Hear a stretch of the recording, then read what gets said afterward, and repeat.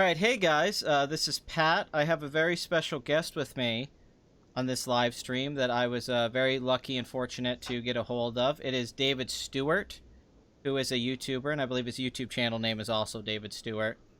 And a lot of you guys have been a fan of him, just like I've been, and we've actually talked about him frequently on some of the live streams on Sundays, and I've mentioned him in a few of my videos, recommending people going to watch his film, his analysis videos and his breakdown videos. So I got a hold of him, and I thought I could ask him some questions and interview him, and get his opinion on. I thought mainly the topic should be where storytelling's going in modern film and art in general, because I've noticed a thread throughout your videos that you're a writer. I know that, and it seems like you actually focus a lot, like I do in my videos, on subtext and kind of what the what's behind the creative writing, not just what's there in on the surface level, but what the writer's also trying to say and put across into the public scope. And I was fascinated about this from your work, especially your last Jedi videos, which I think really blew up, and that's when I first kind of found you. But I've watched all your other stuff that came out before that and since then. And I guess mainly, can you just introduce yourself and tell us about your channel and what got you into YouTube and all that, and how long you've been doing YouTube? Yeah. All right. So my name's David Stewart. I'm a writer and musician. I've been a teacher at a whole bunch of different levels. I taught college in a former life, and I taught at a couple of colleges actually. I was a professional performer in Las Vegas for a few years. Decided I was going to be a writer, partly because I was going deaf. I've now had that corrected with basically a cybernetic implant called a bone-anchored hearing aid. And so I put out an album last year too, in addition to a couple of books. And so you could find my books on Amazon under the name David V. Stewart. Um, I got started on YouTube when I was living in Las Vegas, and I was essentially making the decision to be a writer and stop performing music. And I was a classical guitarist. I did that for like 10 years. I taught classical guitar at a couple of different colleges. And I wanted to give it up for a whole bunch of reasons. I was tired of the business. I didn't like the business of classical guitar, and I just needed to do something different with my life. I wanted to do something that was a little more permanent and a little more fulfilling. And I'd been a writer basically my whole life. I wrote my first book when I was 19. Of course, it was bad, and it, Yeah, so yeah. I returned to doing that, um, and wrote some scripts with a guy who turned out to later become my brother-in-law, and that um, getting those and interacting with people in Hollywood with those was an interesting experience. Um, and now I write novels. I started making my YouTube channel originally just for guitar instruction purposes because I felt like people had no access to legitimate classical guitar instruction. Like everything that's on YouTube, and this is still the case today, most of the guitar channels are just it's empty nonsense. All of the sites back in the day were really focused on saying like you're going to learn to play in 6 weeks, and it's like that's not going to happen, guys. It's going to take years of practice for you to actually figure out how to do this, and you should accept that and like that. And here's the information that you need to know. You don't have to pay thousands of dollars to instructors in order to learn guitar. Let me give you some information, get you started if you're a good self-learner. And that's where it started, and then I branched out. There was like it's about 6 months where I didn't make any content because I was like my son had just been born and these sorts of things. And my channel kind of blew up when I made a bunch of videos on Force Awakens. And it blew up. I gained a lot of subscribers, and I got a whole lot of other interactions from the internet, including death threats, because I didn't like the Force Awakens. Yeah. People are get a little bit crazy about these things sometimes, and then so from there I kind of transitioned into doing more stuff focused on writing on film, on movies and books, and just general how to focus on and build your craft and how to be a good musician or a good writer. Okay, because I actually have a background in that too. I've made 6 independent films, and I write scripts too. So I want to talk about that a little bit later, about writing process, and see if we can find some things to relate on and kind of tell some stories and all that. I've never written a book, but I've written several scripts. And one thing I really love about your videos, I have to say, is I think a lot of people that do the format that you do, because my videos are much different from yours. I do a lot of editing after the fact, and I do a lot of improvisation and cue card stuff. And from your videos, and I'm just assuming this, I don't know this, it seems like they're very thought out and scripted. And I'm also fascinated that you do the thing where you're just kind of on the camera, because in my opinion, a lot of YouTubers that do that I find very boring. I'm not gonna name names or throw shade out there. But one thing is, you can do a 20-30 minute video where you're just sitting in front of a camera talking, and it's well paced, it's focused, it doesn't just feel I don't know, laborious or something. I mean, I'm really fascinated how you do that. So could you go into your process a little bit about how David Stewart structures a video and gives it that concise feel, and how you choose your words so well and how you articulate your points so well? Because I think that's your greatest strength, is how well you are, and that might have your teaching background involved there, but you articulate your points very well without using hyperbole or anything like that. So most of the time I turn on the camera and I just talk until I'm done. I don't script anything. Um, very, very rarely for certain kinds of video, I do script things out where I feel like there's so much information, I'm going to forget it all. Mm-hmm. So I usually turn on the camera. I'll usually make 1 to 2 attempts to talk about what I'm going, and then my thoughts will kind of flow. Then I'll do one more take, and it'll be pretty much good. I don't script really. Sometimes I write notes down if I feel like there's certain things that I'm apt to forget while I'm talking. But I don't write. I don't write everything out. So some people do a really heavily scripted thing. Other people don't. Now, if you want to know how I'm able to do that, it's because I was a lecturer for, I don't know, however many years. I've been teaching my whole life. It feels like at this point, but as a lecturer, you got used to repeating the same information, doing lots of iterations of the same information to where you could just know what you needed to say about a given topic and be able to do it without having to go through any sort of laborious scripting process or even dealing with notes. So if you were to ever take a guitar course from me, for example, you'd find that, like, if you took the same course 2 years in a row, it'd be paced exactly the same, and you would never see me look at any lecture notes. And that's just because the process of teaching guitar, I've done it so many times to so many different classes and so many different individuals. It just happens. So usually I don't turn on the camera and talk about something unless I've thought about all my thoughts beforehand. So I'll tend to think about what I'm going to say prior to the day, earlier in the day. I'll turn on the camera and I'll say the things that are on my mind. I'm Does that make curious. sense? Yeah, yes, it does. I do something very similar. I figured it was either one of the two. I figured it was either because of your background or that you actually scripted it and kind of worked with it. Because I kind of do a thing where I kind of make like talking points for myself, kind of like a cue card type thing where I have cover this point, and then I kind of just I run off that. And I don't really I fill it out in between, but I don't really write out a whole script. There's been a few videos I've done that with. Because there's a lot of information that has to be put into it. But for the most part, like for instance, I recently watched that time travel video you did, and I'm just very impressed. So what, you spend a few days or a day or so thinking about that in your head, and it all just, you kind of figure it out, and then you go to record thinking about it? I'll tell you the time travel video.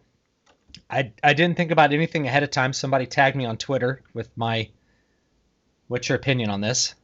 And I thought about it at that point.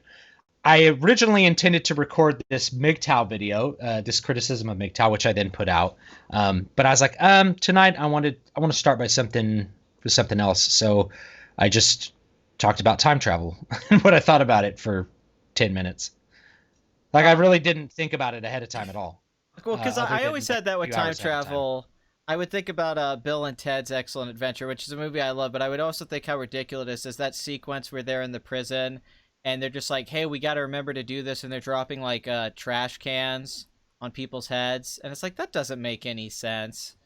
How did they get up there? So is it kind of a thing where a plot hole in general or contradictions are going to exist within time travel just because of it's flawed conceptually? Yeah, unless you are really, really good about plotting ahead of time. Most people use time travel as sort of a gimme, like, yeah, let's fix it with time travel. or they want to do something about time travel, and they just focus on the fun ideas of time travel. Like, let's travel back in time and pretend to be Vikings. And there's actually a whole genre of books called time travel romance that are quite popular on Amazon. So if you're into writing erotica or romance, time travel romance and erotica is like, it's the hot ticket right now. None of it makes sense, right? But Yeah. but people like the idea of traveling to another time as themselves. They like to be the Connecticut Yankee in King Arthur's court. It's a very appealing idea. And if you want to think about how that works in fantasy as well. So a really popular fantasy trope is you leave the world you know and you go to some other fantasy world, like in the Gore novels. The Chronicles of Counter-Earth, which I've done a video on, they travel to this other world called Gore that's like on the other side of the sun. But they're always people from our world going to this fantasy world. Obviously, the fantasy world has pre-modern technology, so in a way, it's like going back in time. So people really like the idea of their understanding here going to some strange realm, and that could be a historical realm or something else like that. And that's where I think time travel's fun.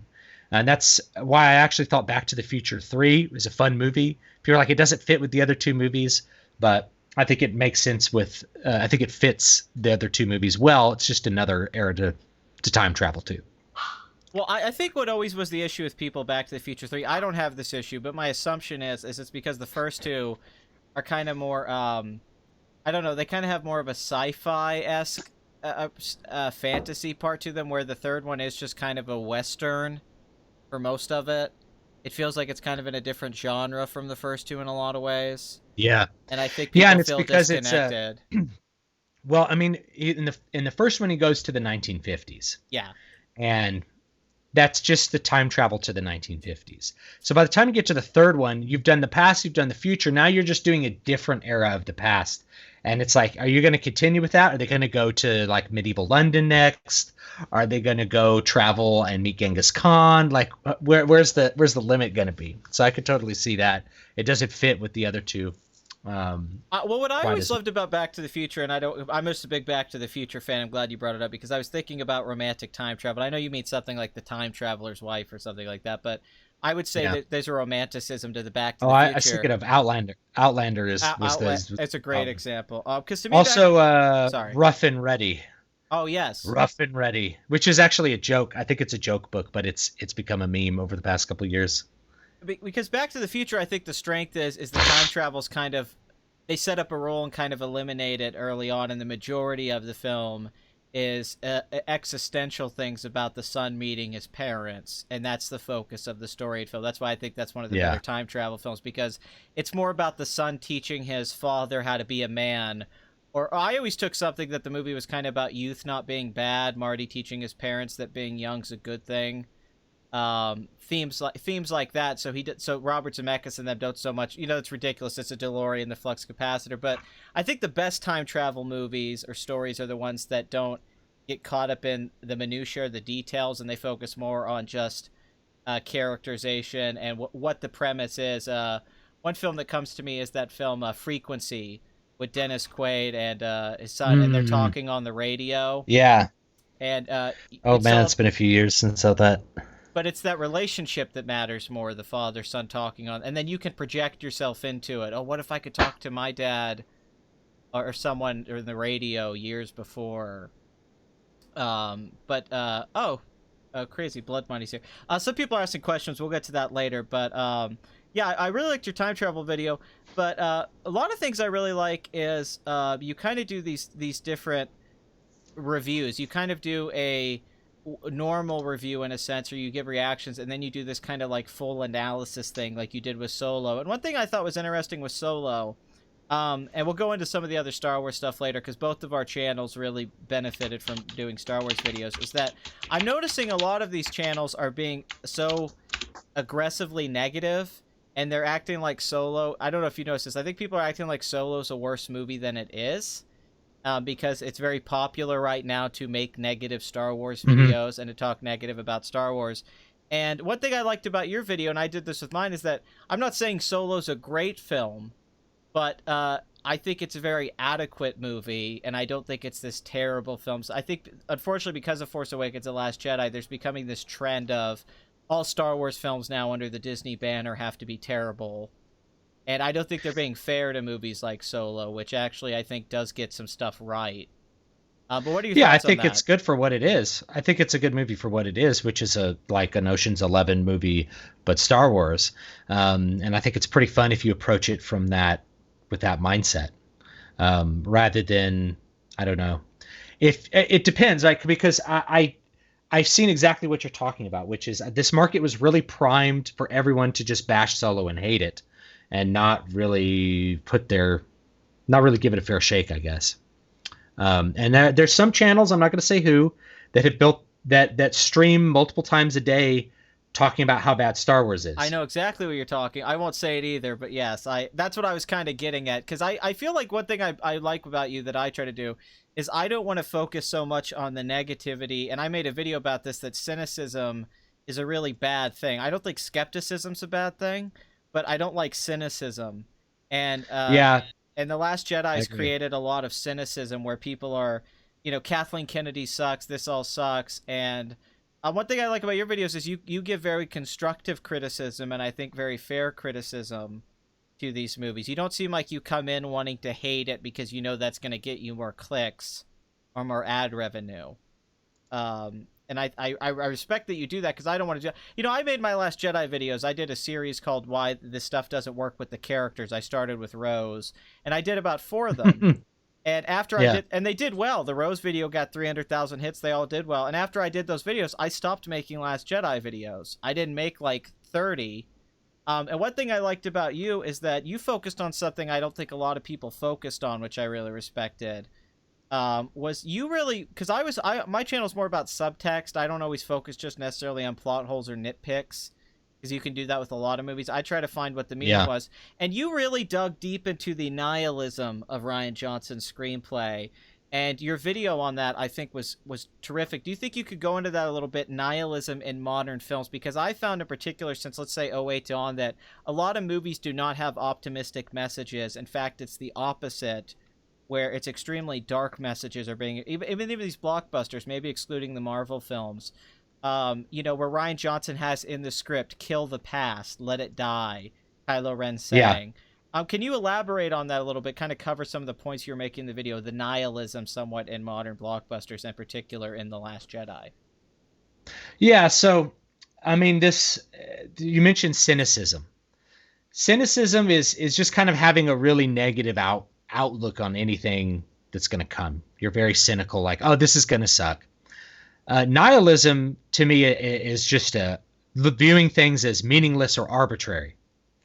And most of the themes of Last Jedi was that especially with Luke, that light side versus dark side is essentially arbitrary, is what he kind of said. And um, postmodernism, the way this relates to postmodernism, moral postmodernism is this view that whatever moral systems you have are merely aesthetic in their value. That they're a system that can be replaced with other systems, and they don't really have any deeper meaning. So you have Luke that's like, oh, how arrogant is it to say that the light doesn't exist because there's no Jedi? And you could pick that apart, but he's basically proclaiming everything he did to be without meaning. And there's a reason that fans don't like that. I don't really like that as a fan, or even someone who's had my fandom kind of burned away. But to say have Luke Skywalker essentially say that everything he did was without meaning is really not a very good feeling. Well, I don't. I That's one thing that kind of really. I know you haven't seen my videos, but I had this monologue at the end of my Luke doesn't work video. It was, and the ending was I kind of paraphrased the monologue from American Psycho, where Patrick Bateman talks about that. You may shake my hand and feel the flesh. You may see my eyes, but I'm not a person. I'm not really there. And I changed it with Luke Skywalker because that's how I felt Rian Johnson kind of presented it. Was my idea was he may feel like Luke Skywalker a little bit. He may feel like he has the Force. You may see the look in his eyes, but he's not really there. He's an abstraction. And that's kind of the weird thing I felt is Mark Hamill. You could tell how much he didn't enjoy doing it. And there's something really, for me, and I'm sure you felt this way, and a lot of fans watching the film, it was like watching a broken man in the film, and Luke Skywalker being, it was almost like Rian Johnson in some indirect way kind of tortured him to get this weird performance where you're watching just Mark Hamill and Luke Skywalker just get beat up throughout the whole movie. And it's depressing, and not in that kind of good way where you get introspective and explore yourself. It's not like a Bergman film or something. It's just what I don't like is it's shitting on this stuff without substance. Rian Johnson doesn't replace these things with something better. He replaces it with nothing or subversion. Nothing. Yeah, with nothing. The whole point is deconstruction, and I've had lots of conversations with people. Deconstruction is not always bad. Like, deconstruction can be funny, like if you do it in a comedy. Spoof movies are deconstructions. Deconstruction can be valuable to make you think about, the way, some particular system in our society works. But deconstruction of an entire, like, fan universe isn't a good business decision, but also isn't a good story decision. Yes. Because fans are carrying in all these expectations about how the story works, like the rules of the game and what you can expect a character to do and how they might surprise you.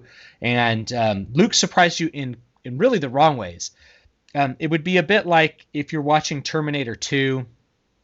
There's this moment in Terminator 2 where Arnold Schwarzenegger defends John Connor, and that's a subversion, right? It's a surprise. But you don't have a moment where Sarah Connor says, what, we should kill John because we should just kill him, right? Because who cares if the future dies? We'll just kill my son, right? That would be a not the kind of surprise that makes a good story. It's an inversion of the character, and not in a way that we like. So when I see Luke Skywalker sitting there, and everything they did to portray him is showing him as pathetic. He's sitting there drinking this green seal milk from this sea creature that gives him this funny look as he does it. Yoda's ghost shows up and he just bitches at Yoda's ghost. All these little things add up to a portrayal of a hero as essentially a villain. Loser you are, young Skywalker. It's lame. I mean, I know people says about Last Jedi, but I really like you made points because you really focused on deep down, because a lot of people in defending the film, I remember, and I don't think as many people defend the film now. I think the tide's kind of turned, but I remember back when it came out, and it was like kind of like when Force Awakens came out. Although I think the Force Awakens people had a better argument with like, well, hey, I just enjoyed it as this action movie. I could go, okay, if you enjoyed it as like a J.J. Abrams blockbuster, whatever, if you enjoyed the movie. But with Last Jedi, which was very critically acclaimed to people trying to praise it, the argument was every time you would bring up a plot hole or a character issue or something that was inconsistent, even with the film that came before it, they would always say, no, don't you get it? It subverted your expectations. It was meta. It was self-aware about that and brilliantly did something new with this. And what you kind of did was just kind of you revealed the man behind the curtain in The Wizard of Oz. You really showed that wasn't true. Rian Johnson isn't some wizard. That he really has an empty screenplay. He really has a story that has no air in it. Because the meaning really, when you dig deep into it and try to find what's underneath there, is that it's a very depressing, almost like he doesn't like the original trilogy in a way. I think it's a hate letter. Yeah, I think it's specifically to talk about. I mean, it's specifically made to show how Star Wars sucks. That's what I think it is. Right? It feels that way. You take every character and you turn them into an incompetent buffoon. You have a plot sequence that makes no sense. You have a bunch of you took the aesthetics of, and I think people actually liked it because the production values on it were good. You had these familiar Star Wars aesthetics, which people really like. You present them in a really high fidelity way. The sound design was good. It was a very blast you in the face kind of movie. But if you ever stop to think about anything any character did, it doesn't make any sense. Like, there's a point where they free a bunch of horses. Like, they're not just going to go catch the horses, but they free the horses because whatever. And they leave these orphans to just die. Yeah. And I don't know if this didn't occur to Ryan or he just purposefully did that. He's like, let's leave the orphans to die and let the animal. He probably just thought, well, they'll free the animals, and this is a save the cat moment for them. They will know that they're the good guys because they saved the animals. It's like, but they left all the orphans to die. They could have said, orphans, come with us on our magic spaceship. But they didn't. One thing that occurred to me was early on in the movie, I bring up a lot, is that Force Awakens and Rey goes to hand the lightsaber to Luke, and that's the end of the movie, and Finn got his, like, spine cut. And then in the beginning of this film, for some reason out of nowhere, without explanation, the Resistance is being chased down by the First Order. Finn gets healed within an hour. He wakes up with, like, a water... I mean, like... You know, because Empire Strikes Back took place, like, 2 or 3 years after the first movie, and then Return of the Jedi was like took like 3 years after that. Yeah, and it made sense. Like, so you could do a time jump. This was the first Star Wars film without a time jump, and it just jumps in, and it feels like a separate film from, like, Poe Dameron's not the same character he was in The Force Awakens. It feels like a weird... This was the feeling. I'll talk about the feeling I had when I left the theater. And I stayed awake in bed the night after I came down. I'm like, here's my review. I'm like, if you want a Big Lots Star Wars movie, this is going to be it. If you want a good story, this is definitely not it. But when I tried to go to sleep, and I just felt like I had slept through this. I had had this really bizarre Star Wars themed dream nightmare because it felt like a dream, like in that you're like, this is familiar yet not familiar. This is weird yet I know it. And then at the same time, you're like, none of this crap made any sense. You know, it felt like some kind of weird dream, like it couldn't be real Star Wars. I couldn't find any, you know, at first when I first saw the movie, I just felt weird. It was a feeling. I was with my girlfriend and I said, that was really, really weird. But then I thought, you know what, maybe there was something I missed. So I thought about it a lot, and I went to go see it a second time, and I couldn't find good things about, I mean, the more I thought about it, the worse it got. Like, it was the thing where once I even started to think deeper about it, like why Luke has the blue lightsaber at the end, and like, even things that I don't like implications of that I might be reading into a little bit. There's something creepy about Luke Skywalker pulling out a phallic object in his nephew's tent like he's going to molest him or something. I mean, it's weird. Like, weird decisions that I would have never thought. Like, you know, and people would say, oh, it's subverting your expectations. I'm like, well, yeah, my expectations were to not get this weird, bizarre vision that's... like... Because it's one thing I'd say about the movie is that it's bad, but it's also weird. Like, his choices aren't just bad; they're strange. They're very bizarre choices. Yeah, they don't have a deeper meaning or reason behind them, and it might just be that Ryan Johnson has no ability to he might be like a sociopath and just like doesn't understand human desires or actions. It has no way to externalize what other people want or predict their actions properly. Actually, I think sociopaths might actually be good at that. One of those personality disorders where you can't think about how other people actually act. It's like he lacks empathy as a writer. And doesn't understand that Luke Skywalker wouldn't. This is a guy who threw away his lightsaber to save his father, who blew up planets, right? Yeah. Because he could sense that his father could be saved and that was important, and he's just going to kill his nephew. So 30 years of growth of a character, right? Now, if you imagine, I think most people here are probably not in their like 60s and can think like, oh, 30 years ago. But a 30-year growth from a man in his 20s to a man in his 60s. Yeah. Are you going to have less ability to act morally or more ability? Usually you get wiser and better as you get older. You don't get more and more some people get more and more cynical. I shouldn't say that, but most people who have who've accomplished good in their lives don't get like more and more cynical and worse and worse and more evil as they get older. Like it was a really bizarre thing to see that character turn into that. It didn't fit his character at all. Likewise, just giving up all, like cutting himself off from the Force doesn't make any sense either. We see in Empire Strikes Back, he makes mistakes. He makes all these mistakes. It's the midpoint of the journey and gets his ass handed to him. Yeah. And then turns around and says, well, I'm going to fix those. And that's what Return of the Jedi was. was him maturing in order to fix his mistakes and fix the mistakes of his father. So it's really weird to have something like that. Well, you make me think of In a something movie. interesting when you bring up the older thing, because thinking about it, a thing that's throughout the Star Wars series, including the prequels, is the older the Jedi get, they get wiser. Like Yoda as an old man in Empire Strikes Back, or even in the prequels, gives all this really wise advice, you know. And Qui-Gon Mhm. even is a little older than Obi-Wan. He knows what's going on.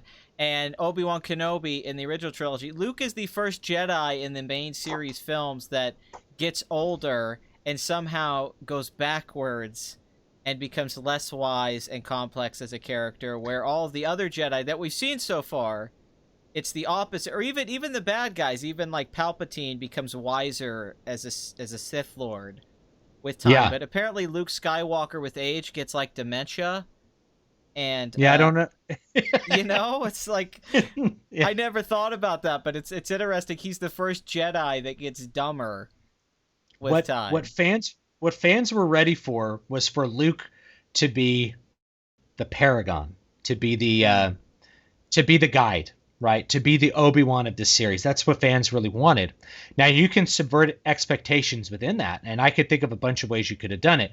Like you could have had like, why is Luke refusing to help Leia? And it's because the New Republic's really corrupt, and he really doesn't want the Jedi to repeat the process of the prequels of getting involved politically with the Republic, where they were manipulated and ultimately used to destroy the Republic. And so he's having the Jedi stay apart while he rebuilds the Order. He's exploring an ancient Jedi temple to figure out that the ancient Jedi thought of things a little bit differently and they'd missed something along the way. But he wouldn't be just an amoral, cynical old man. Yoda, let's use Yoda as an example. Yoda lost to Darth Sidious, and all of his students were killed. You know, Yeah. and he still hung around to teach Luke some stuff and wasn't a bitter old man about it. He learned from the experience, you know. Um, he learned from that experience, Well, and Obi-Wan did too. that's a good point. Is that Yoda really? You know, Luke's there like, oh, boo hoo. I tried to kill Ben and all this stuff happened, and it's never brought up to him. Like if Yoda, when the ghost Yoda shows up, he said, you know, like, well, hey, everyone I ever trained died. Like hundreds of Jedi died, and I was pretty much a failure, and you know I still trained you and didn't complain about it, but for some reason Luke Skywalker, who compared to all the other characters probably has less of a tragedy really, and it's like okay, his nephew went evil and he tried to kill him. Compare that to what happened to Yoda or Obi-Wan Kenobi. It's not even close. So why is Luke Skywalker the most optimistic character of the entire Star Wars franchise? Why is he the one that becomes a bitter old man? Because to destroy matter you have to create antimatter. Hmm. To destroy, I think the point was to destroy the franchise.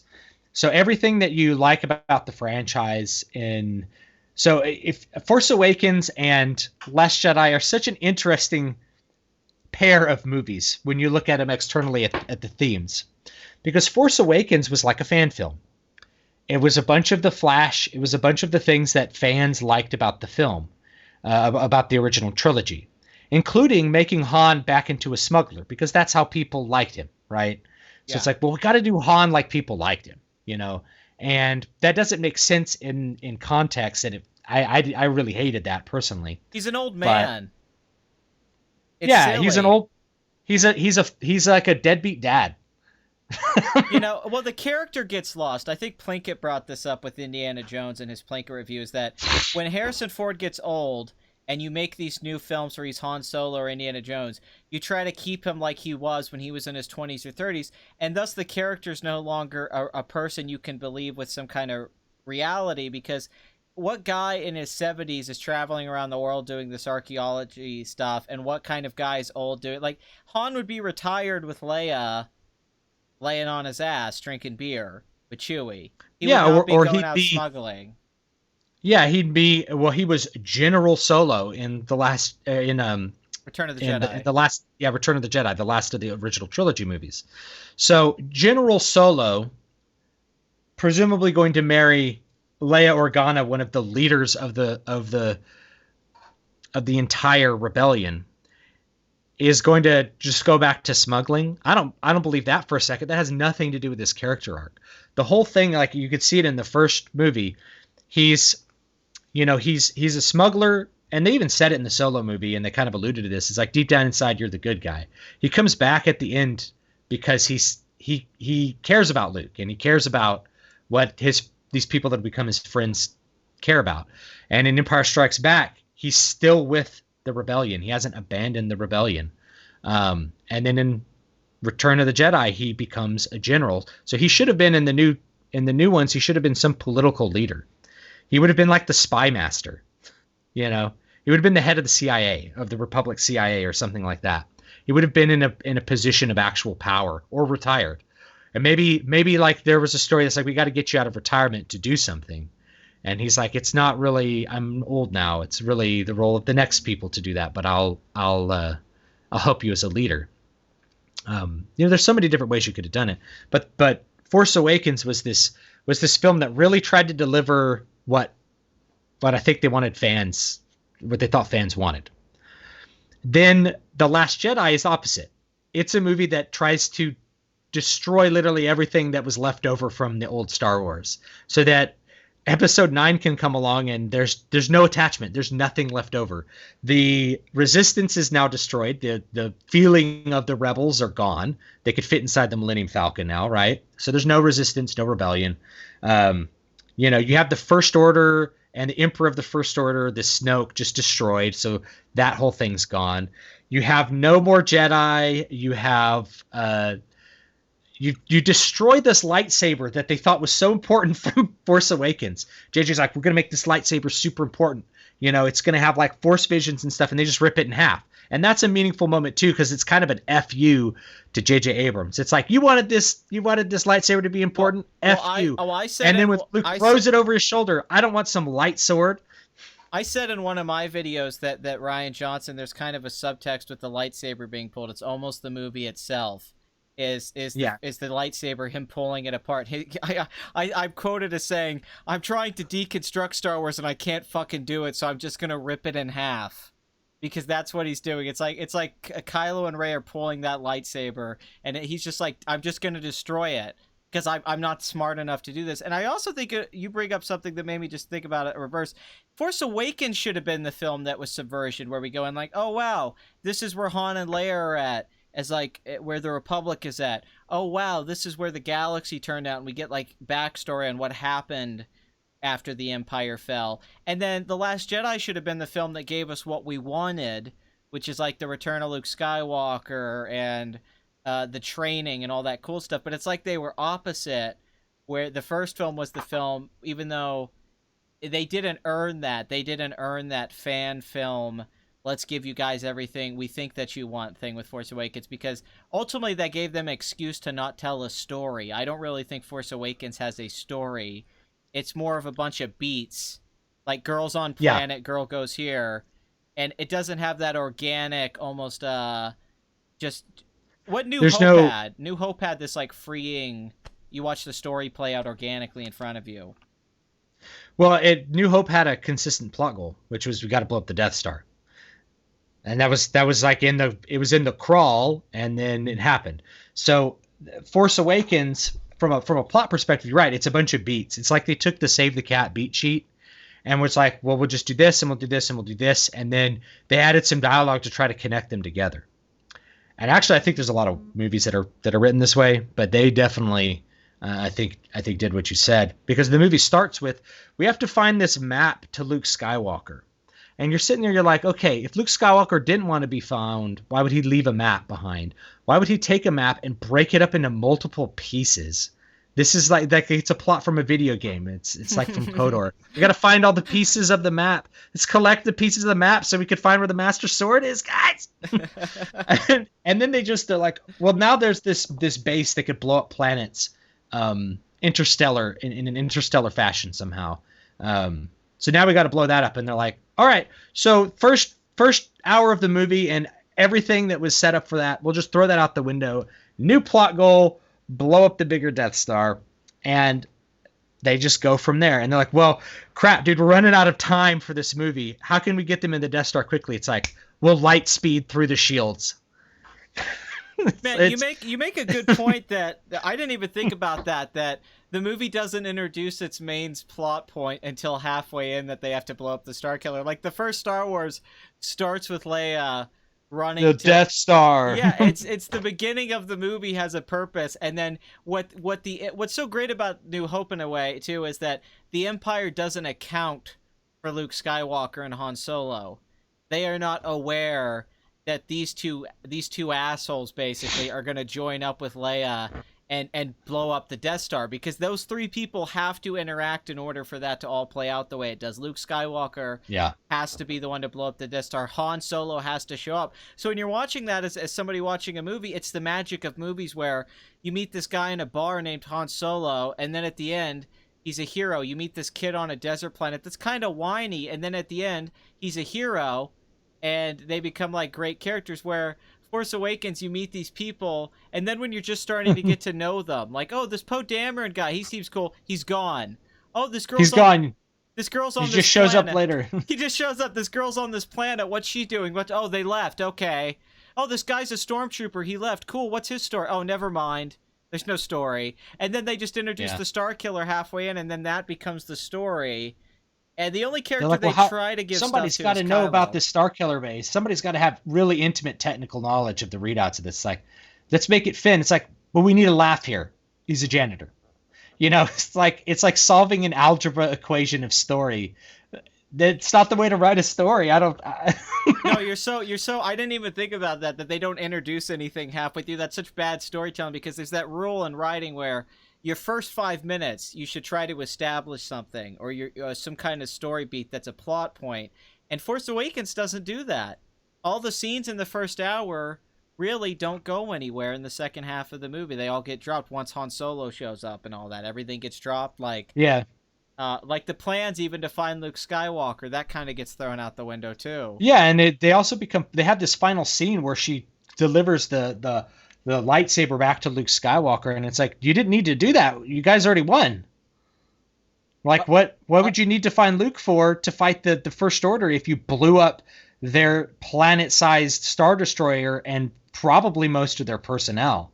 Well, that's what I don't get about Last Jedi. Last Jedi starts, and now the First Order is bigger than ever. And I'm like, okay, the last movie I saw, you guys got your base blown up that you spent, I'm assuming, billions of dollars and years of building stuff on. Yeah, trillions. It was a whole planet that had trees on it at one time. They destroyed and as you destroy the sun, of course you're destroying the life on the planet that you're sitting on. Mm-hmm. Think about that. I mean, like, then it's like a double level. I don't get it, because it made me think about Dark Knight to Dark Knight Rises. One thing that really annoyed me about that movie is when I saw Dark Knight in the theater and Batman's riding off on his motorcycle at the end. I never got the sense at the end of that movie that he was like crippled now and that he was going to quit being Batman for 8 years. I got the sense at the end of that movie that he had to be Batman more than ever.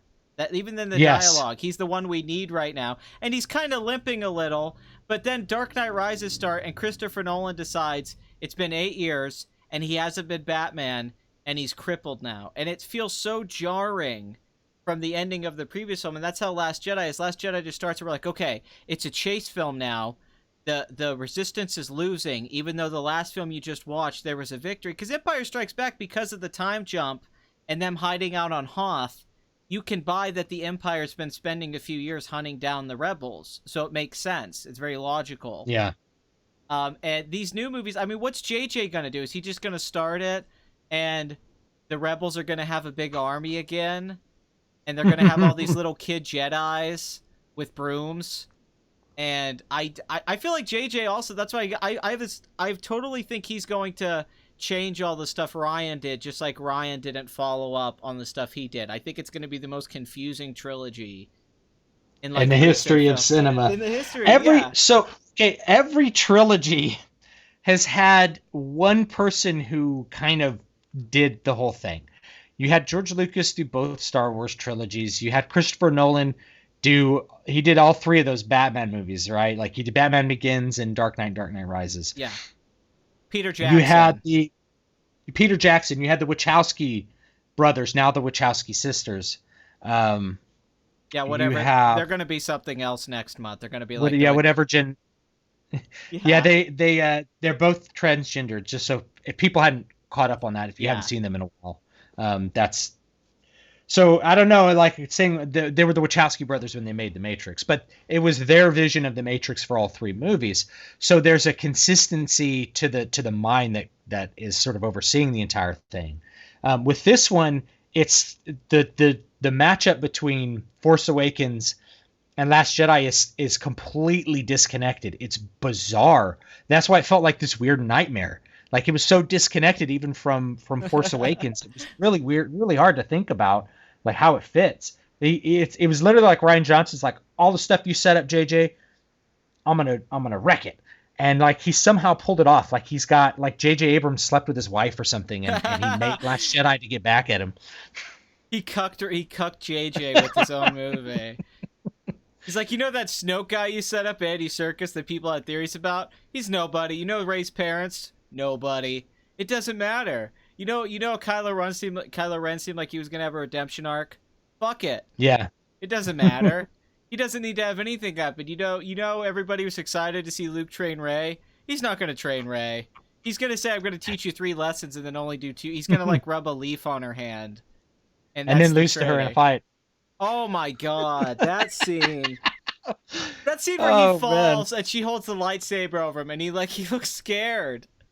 It's so like, what the? I mean, it's the Mary Sue term when Max Landis threw that out, and people She'd got known about the Force for literally like 5 days yeah. by the time that happened, right? It's so hard to not see Kathleen Kennedy be Rey, because the way this is a weird theory I have, and it's just a theory, it's a conspiracy theory. I feel like in a way Kathleen Kennedy has made herself Rey, and she views like Han Solo almost as like George Lucas, and like Luke Skywalker is like Frank Marshall or something. Like she's like, these are the men that held me back and were in control, and I'm going to kill them, because the only character she doesn't want to kill is Leia, and that didn't work out. But it was clearly setting up Episode 9 that Leia was the strongest one, and her and Rey were going to have this thing in Episode 9, and it was all about the women were the smartest, strongest this whole time, and we had to kill these men to I mean, that's how it feels. It doesn't. I want to act like I'm reading into it, but Kathleen Kennedy feels like Rey as her projecting herself into the franchise. Like, I have to kill these old men and show people that it was I'm the genius, because she has that shirt. The Force is female, so it's hard not to see that stuff. Yeah. Yeah, I predict that when this final movie comes out, people are going to look at the trilogy as a whole and say it is the best produced, worst story ever made. You know, Yes. it makes what like that because it makes no sense. It's just it's gonna be weird thing to see it rounded off. JJ is probably gonna get to the end of the script and be like, guys, we have to end this movie somehow as a trilogy. Well, JJ, you've never ended anything in your life. I know. Okay, I gotta really put on my thinking cap. How about we come up with a crazy force weapon that can blow up planets? I like it. I like it, JJ. Let's keep going to that. Let's keep going to that because people like force weapons and okay. And Kylo and Rey have to team up to get this force weapon. Okay, I like it. I like it. Then Kylo falls in a chasm and dies. Good. Let's roll it. Let's shoot it. Let's shoot it. Doesn't sound like Lord of the Rings to me. Let's shoot it. They go to Tatooine and Kylo gets eaten like in Return of the Jedi. It's like the same but different. What are they gonna do with Leia? I'm just sitting here like, man, that was a bad roll of the dice to make her alive at the end. What do you do? Well, I think someone. So I mean, I'm gonna write a story here. So they met with Carrie Fisher prior to the filming of this trilogy, and after Force Awakens, they're like, guys, we really need to invest some money in technology that allow us to put dead actors' faces onto other actors. Let's make Rogue One. Because she's not looking too good. I know that's not in good taste, but you're that's right though. I predict that that's what they will do. So I know that story's not in good taste. You guys forgive me, but that's where it's going to be. Well, They're like, well, we use this technology in Rogue One to plaster Peter Cushing's face, oh, I weird know. wax face. It looked awful, but that's what they're going to do, and they'll limit her to like 2 scenes, and she's going to say something like, "It's you that has to do this, Rey, because blah, blah, blah, blah. Dialogue here." And she'll go off and she'll throw. If Kylo Ren dies by falling into a chasm, you guys all owe me like $100 or something. It's But gonna that's be how it's gonna be the smoke monster. That's what it's gonna be. I don't get what they were thinking. Like, let's say me and you are producing a new Star Wars trilogy back in 2012 when they get the rights. So you're like, okay, we have Harrison Ford, who's in great shape. We have Mark Hamill, who got in shape, who's really wants to do this, and then we have Carrie Fisher, who's had drug issues and alcohol issues and mental issues for years now, and she can hardly move her lips. So let's make sure that we kill off these 2 guys and make sure that she's going to last. I mean, what were they thinking? I think about this a lot. Like, why would you put all of your cards on the table for the one who has the most likelihood of not being able to continuously be in the series? I mean, it just shows how poor Kathleen Kennedy's thought process is, that she didn't make it all about Mark Hamill. When you think about the amount of screen time Mark Hamill's had in this new trilogy, it's ridiculous. It's actually a very little amount. He's not in Force Awakens for he's in it for 1 minute, and really in Last Jedi, when you add the time up, he's not in the movie that much. And then it's a really small amount of time. And then they just kill him. And so he's dead. It's kind of like, what is Lando gonna be the guy now? I mean, what the F are you gonna do? You killed Akbar even. Like, you're just killing everybody. You're like, hey, you know that character you love? He gets blown out of a ship and he's dead. Oh, okay. And this new chick with purple hair, she's the hero you've wanted this whole time. Why? You know this Asian girl, this like little chubby Asian girl? She's the hero you've wanted this whole time. Oh, I mean, and the bizarre actions they take, like I have to wonder, like, if Rian Johnson doesn't have some sort of severe problem understanding other people. But she knocks Finn out of the way of saving everyone. Finn would have saved everyone. She knocks him out of the way and says, we're not going to win this by dying. We're going to win this by saving the ones we love. Or I don't remember the exact line, but it's something like that. Yeah. And every person with half a brain cell to rub against another half a brain cell is like, well, now they're all going to die. What was the point of that? Right? I mean, so it's like the worst, and it's a sociopathic thing. And I talked about this in another video, but if only a sociopath thinks the worst possible outcome is his own death versus the death of like your entire family and friends and nation, it's like, that's why people sacrifice themselves, is they value other people. Well, at the beginning of the movie too, this is what makes it weird. At the beginning of the movie, Rose's sister sacrifices herself in the bombing sequence. And then at the end of the movie, I guess Rian Johnson thinks that it's clever writing that her sister did that, so Rose doesn't want that to happen again. So she's going to crash into Finn and just let the entire resistance die and get blown up by this giant cannon. And no, you don't need to turn yours down. I have your volume up. I think I just had mine a little low. I turned mine up. It's fine on the microphone. Okay. So, I mean, that just shows you Rian Johnson's bad writing, because, you know, if you're going to set something up, like, okay, her sister sacrifices herself in the first 15 minutes, then at the ending, if you want to bring that around, here's an idea. Maybe when Finn's flying in to kill himself, Rose knocks him out of the way, and then she kills herself, doing what her sister did. Now, that has a cause and effect to it, in a way, and it sort of connects. But instead, he just has her decide to let the entire resistance die. Like, it doesn't. It doesn't. Oh, then they like, don't they kiss after that too? Yeah, she kisses him, and she's like, "I love you." Is Rian Johnson an incel? Has he ever kissed a woman? Like, no, was he? Well, they knew each other for like 5 hours too. Like, everything's so rushed. It's like, hey, I just met you.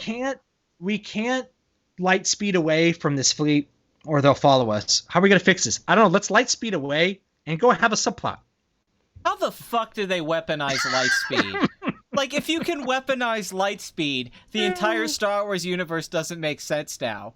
Because if they could just fly ships at light speed to attack other ships, that's what everybody would do. Everybody would be a jihad terrorist, like everybody would be 9/11ing the other side. It would be, hey, dude, oh god, not the X-wings, but the Empire and the First Order ships. I can't believe I can't think of it right now.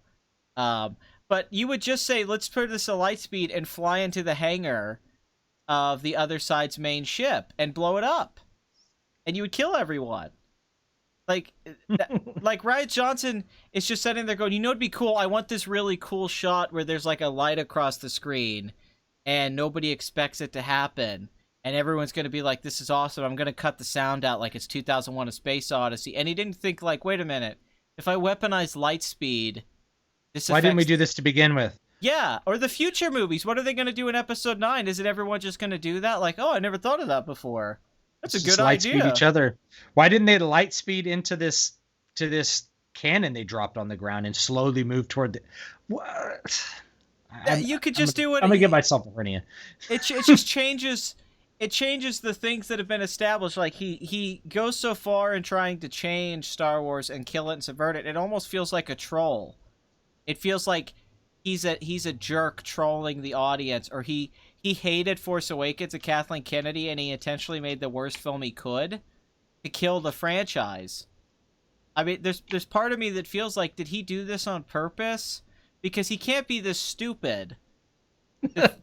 You know, like you'd have to be really dumb to not think about that. Like, did no one stop? Like, Mark Hamill's there telling him, like, well, that's a bad idea, and he's like, you don't know what you're talking about, Mark. I know so much. I'm a genius. I've made 2 movies. I directed a Breaking Bad episode, Mark. What have you done? And but the foundation, though, even Last Jedi, though, the foundation, going back to Force Awakens, you made your Force Awakens video, and I really like the one you did, the first Force Awakens video. And the thing with that movie is that you have a lot of lazy writing, where with Last Jedi you just have terrible writing, because a lot of movies are like Force Awakens. You brought this up, where I feel this way, and we can kind of get into this where modern movies are going, where movies today feel like, in a way, they're just a collection of scenes that were thought out by committee, and not so much a story that is being told. You feel like you're watching beats without watching. And I've noticed this, and I'll even say a lot of Marvel films do this, even movies I like. You'll see in this, it's almost like this post Michael Bay, J.J. Abrams world, that movies today don't focus on a story first and structure and character development. It's like, okay, we need an action scene every 5 minutes. We need a funny, quippy line of dialogue. Instead of those things happening. Have you noticed this too? I've noticed this especially in the last 8 years. I feel like I've been meaning to do content on this for 2 years, but I don't want to reread the book. But there's a very, very famous, infamous screenplay writing manual called Save the Cat. It's written by Blake Snyder. It is, among people in Hollywood, it's like worshipped as the screenwriting manual. And if you're watching any of these blockbuster movies and you've read Save the Cat, you're watching basically the beat sheet from Save the Cat. So in Save the Cat, there's a whole bunch that it gets its name from this arbitrary scene that you put in a movie that has your main good guy saving a cat. And that lets the audience know he's a good guy. It evokes empathy from them. And so you can have him make mistakes and do other stuff later in the story. And the audience, the first impression from the audience is kind of what ends up sticking around. That's where it gets its name from. Now, if you don't know who Blake Snyder was, he's passed away now, but he wrote the 2 great movies, Stop or My Mom Will Shoot, and Paycheck, along with 3 other screenwriters on each of those. The Sylvester Stallone classic, Stop or My Mom Will Shoot. Stop or My Mom Will Shoot. Now, the thing is that the screenwriting manual is actually really badly written as far as books go. And if you read it, it's full of exclamation points. Exclamation points, you don't write those in nonfiction. Yeah. You know? You don't. Like, why do you need to exclaim something that's information? Because you got to know. You don't. You know, so it's badly written. And I think what writers do is that it's so worshipped that anytime you turn in a script, it has to fit that format. It has to fit a whole bunch of parameters before it ever goes into a movie. And it's rewritten a bunch of times before it ever hits the screen in order to the studio feel safe about spending $200 million on a movie. There's a lot of risk aversion there, as there ought to be when you're dealing with $200 million.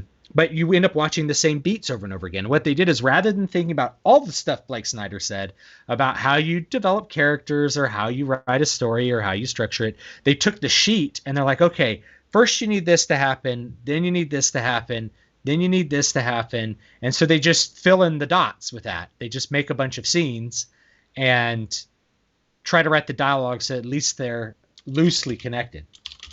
Well, I wonder how much of it has to do with the foreign marketplace now, where they're trying to make films that can be accessible in other languages. Where for so much long in cinema, the American domestic box office was the primary gross, and so they made films with, influence from American novel, American storytelling, and now they're like, well, people in China have to be able to understand this movie, so we have to eliminate any kind of cultural distinction or story beats that are exclusive to us. And if we can, but it's kind of the problem. It's made movies very sterile. It's made movies very it makes me apathetic towards most films nowadays. Even if I think technically a lot of films look good today, they have like good lighting and they figure digital out and they have good sound and all that.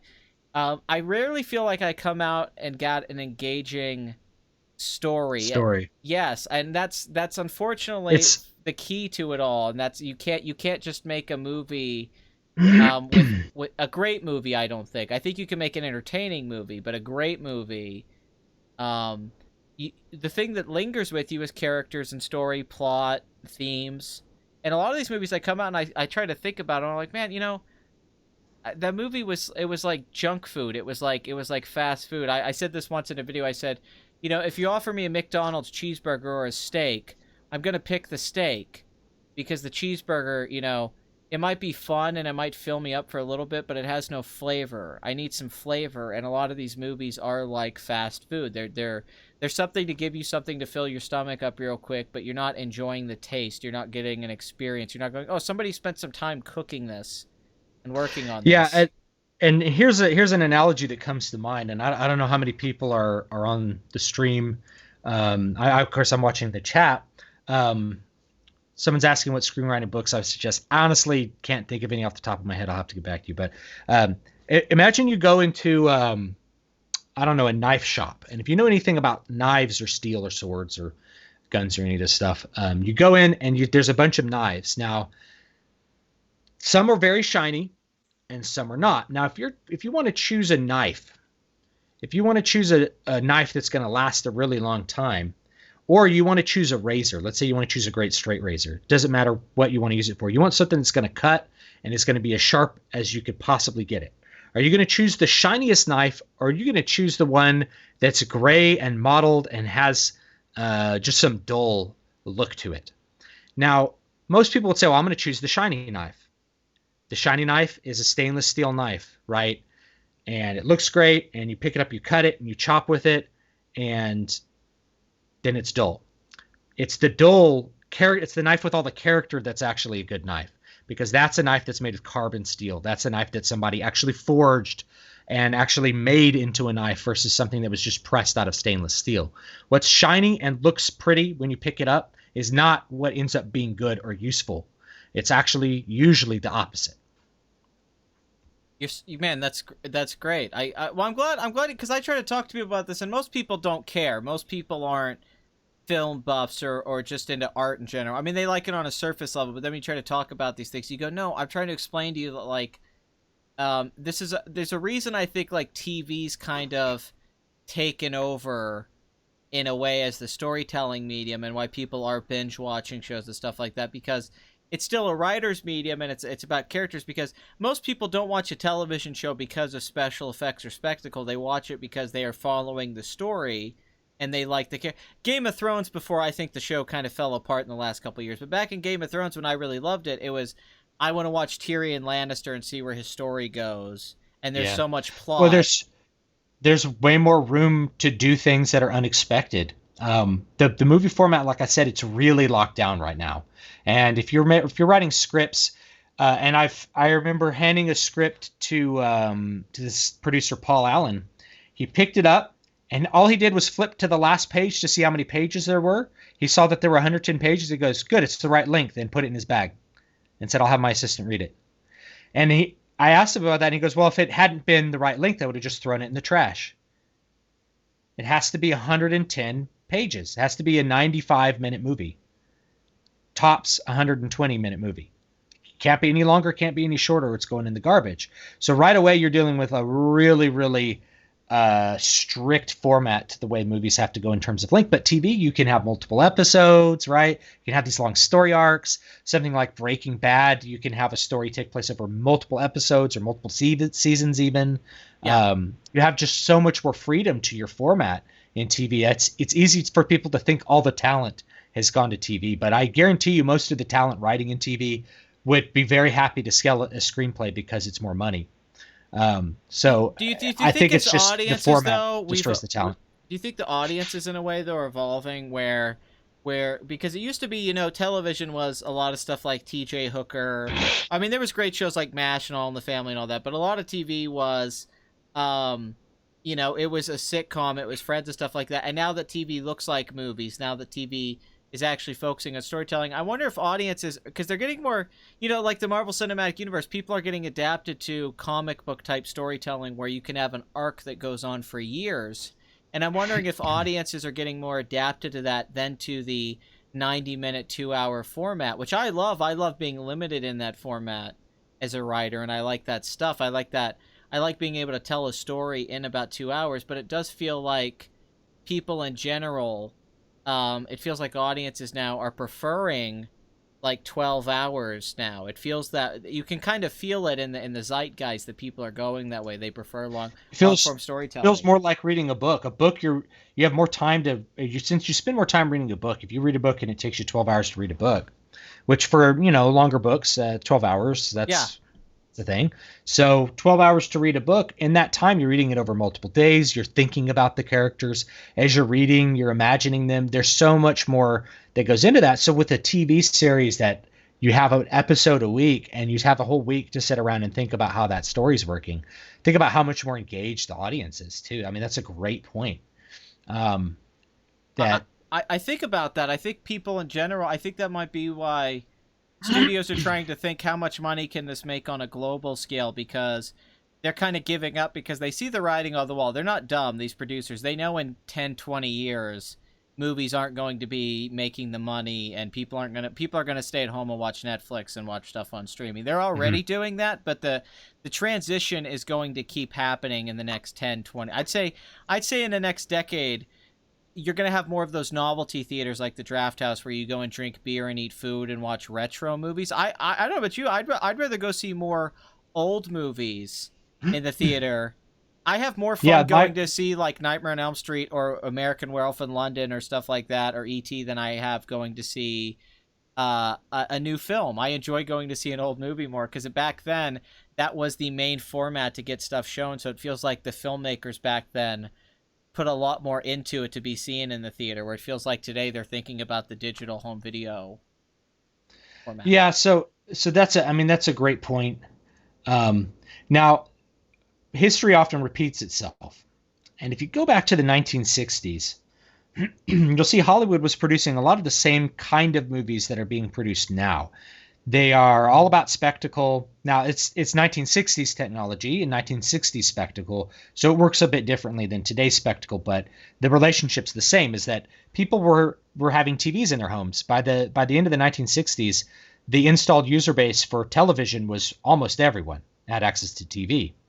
And it was hurting box office sales, so the response was to make movies that were bigger and bigger spectacles, 3D movies, all of these things. And so very rarely do people look at the like the 60s as some sort of golden era in Hollywood. They usually look before that as like the golden era of Hollywood. And the 60s movies are all kind of flashy, they were the blockbusters of their day. 70s revolutionized all that by having directors in charge. Essentially, they gave control of the movies. The studios gave control of the movies to the directors. New Hollywood is what it was called. Yeah, you got the New Hollywood movement. Yeah.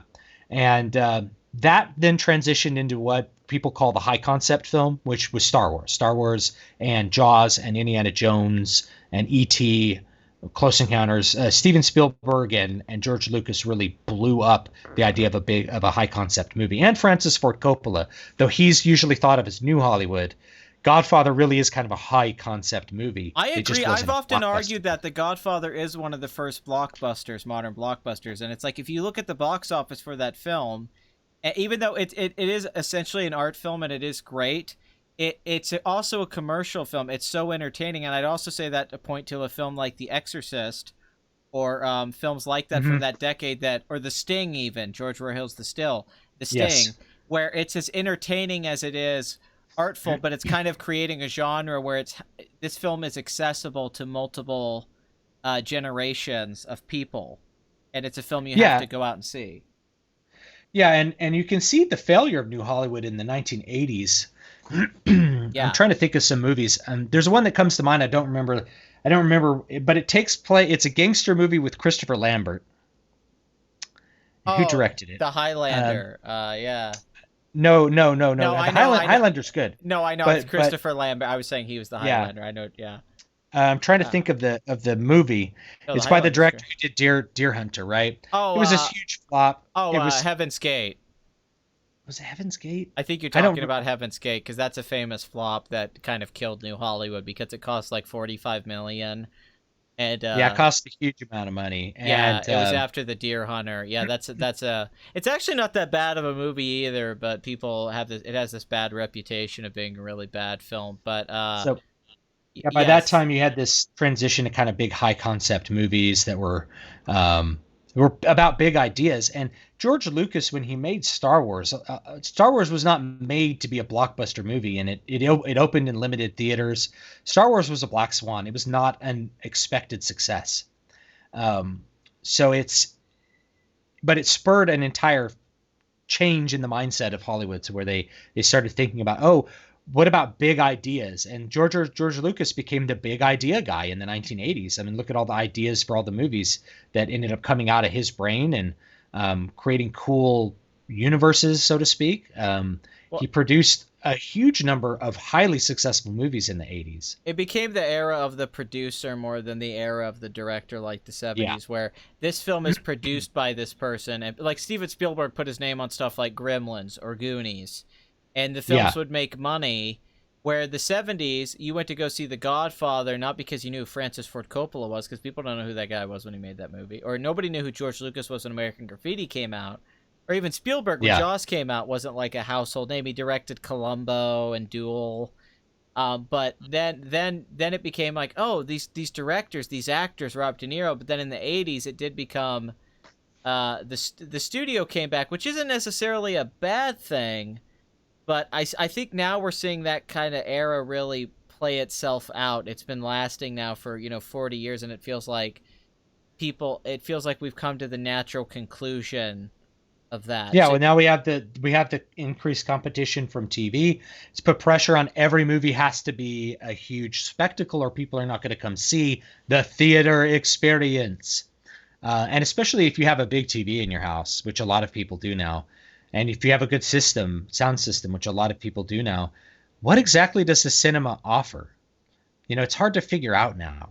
Um, it is. I think about that a lot. Like when I'm at home watching a Blu-ray on my 55-inch television, and there's other things to do now too. Video games have evolved.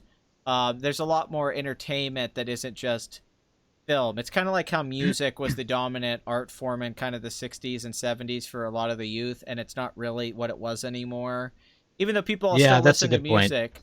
But I wonder if, I don't want to say film's dead, but I wonder if film's just being replaced as the art form of the masses. I wonder if other things are replacing it, like video games and television and even YouTube content. If when I was a kid, if I could have watched videos with like people like you talking, or if I could have watched tutorial videos on stuff, I would have done that. I would have watched people play video games online. But when I was a kid, there was none of that around.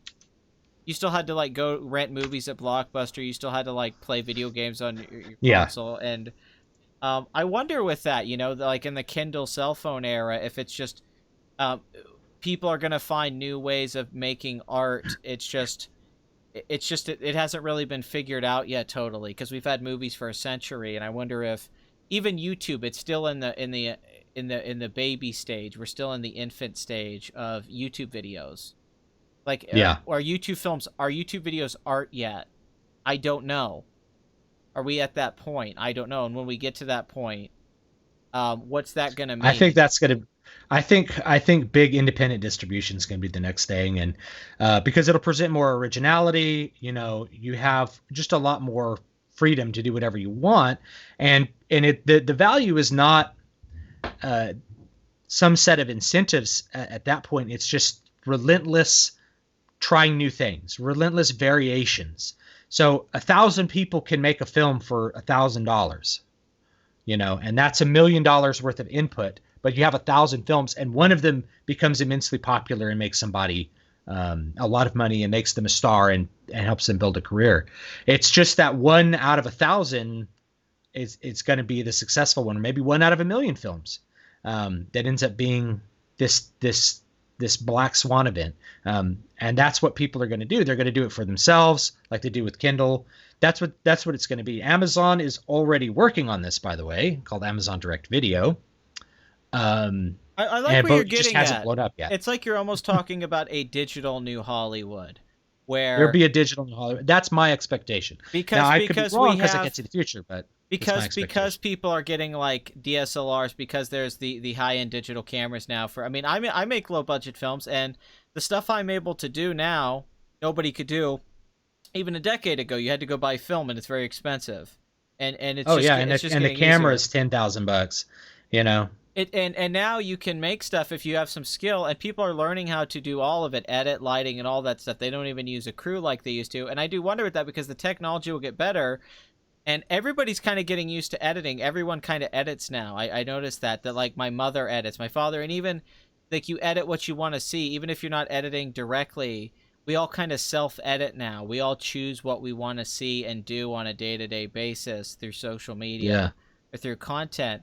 And it's like people are becoming more knowledgeable about the illusion of film. It's like people finding out how the magic trick works. Oh, that's how you cut something. That's how you put a shot placement to manipulate somebody's eye, or use sound to manipulate someone's ear. There's things now that people know this. People are becoming knowledgeable in this stuff of technology. So now it'll create where some guy who lives in, wherever can make a brilliant movie, and he would have never been able to make that movie before because he would have had the connections or the luck to get to Hollywood. Now he's going to make it, and then we're going to see him like, oh my God, this is a masterpiece. This guy just made the new Citizen Kane. Yeah. Well, I think about it in something really simple. Think about salad fingers.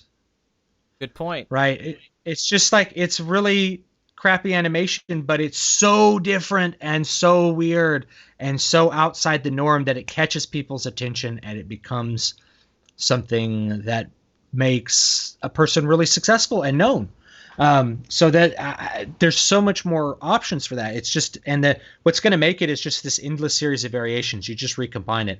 Imagine you have 1,000 people cooking chocolate chip cookies, and they all make some little variation in the recipe. One of those cookie batches is going to come out like unbelievably perfect, and then it's going to be, what do you do? Where do you go from there? So that's my expectation.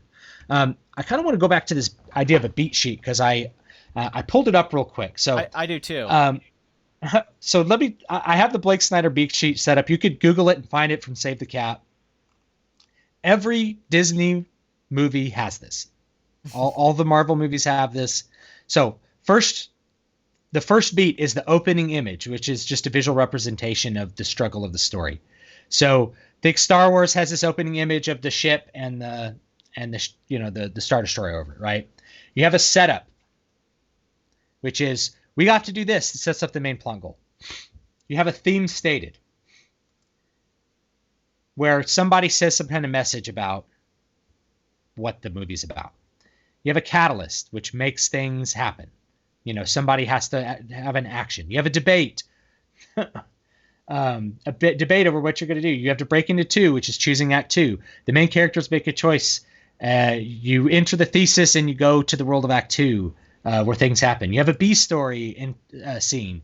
You have the promise of a premise is what this beat is called, which is that you have it's a setup for the B story essentially. You know, like the love story is usually the B story. You have a midpoint where things um, are either really good or really bad. Then you have the bad guys close in. You have All Is Lost, where you fail. You have Dark Night of the Soul. Of course, this is built from hero's journey kind of stuff. The Dark Night of the Soul is where you failed, and the hero has to think, well, how are we going to fix that, right?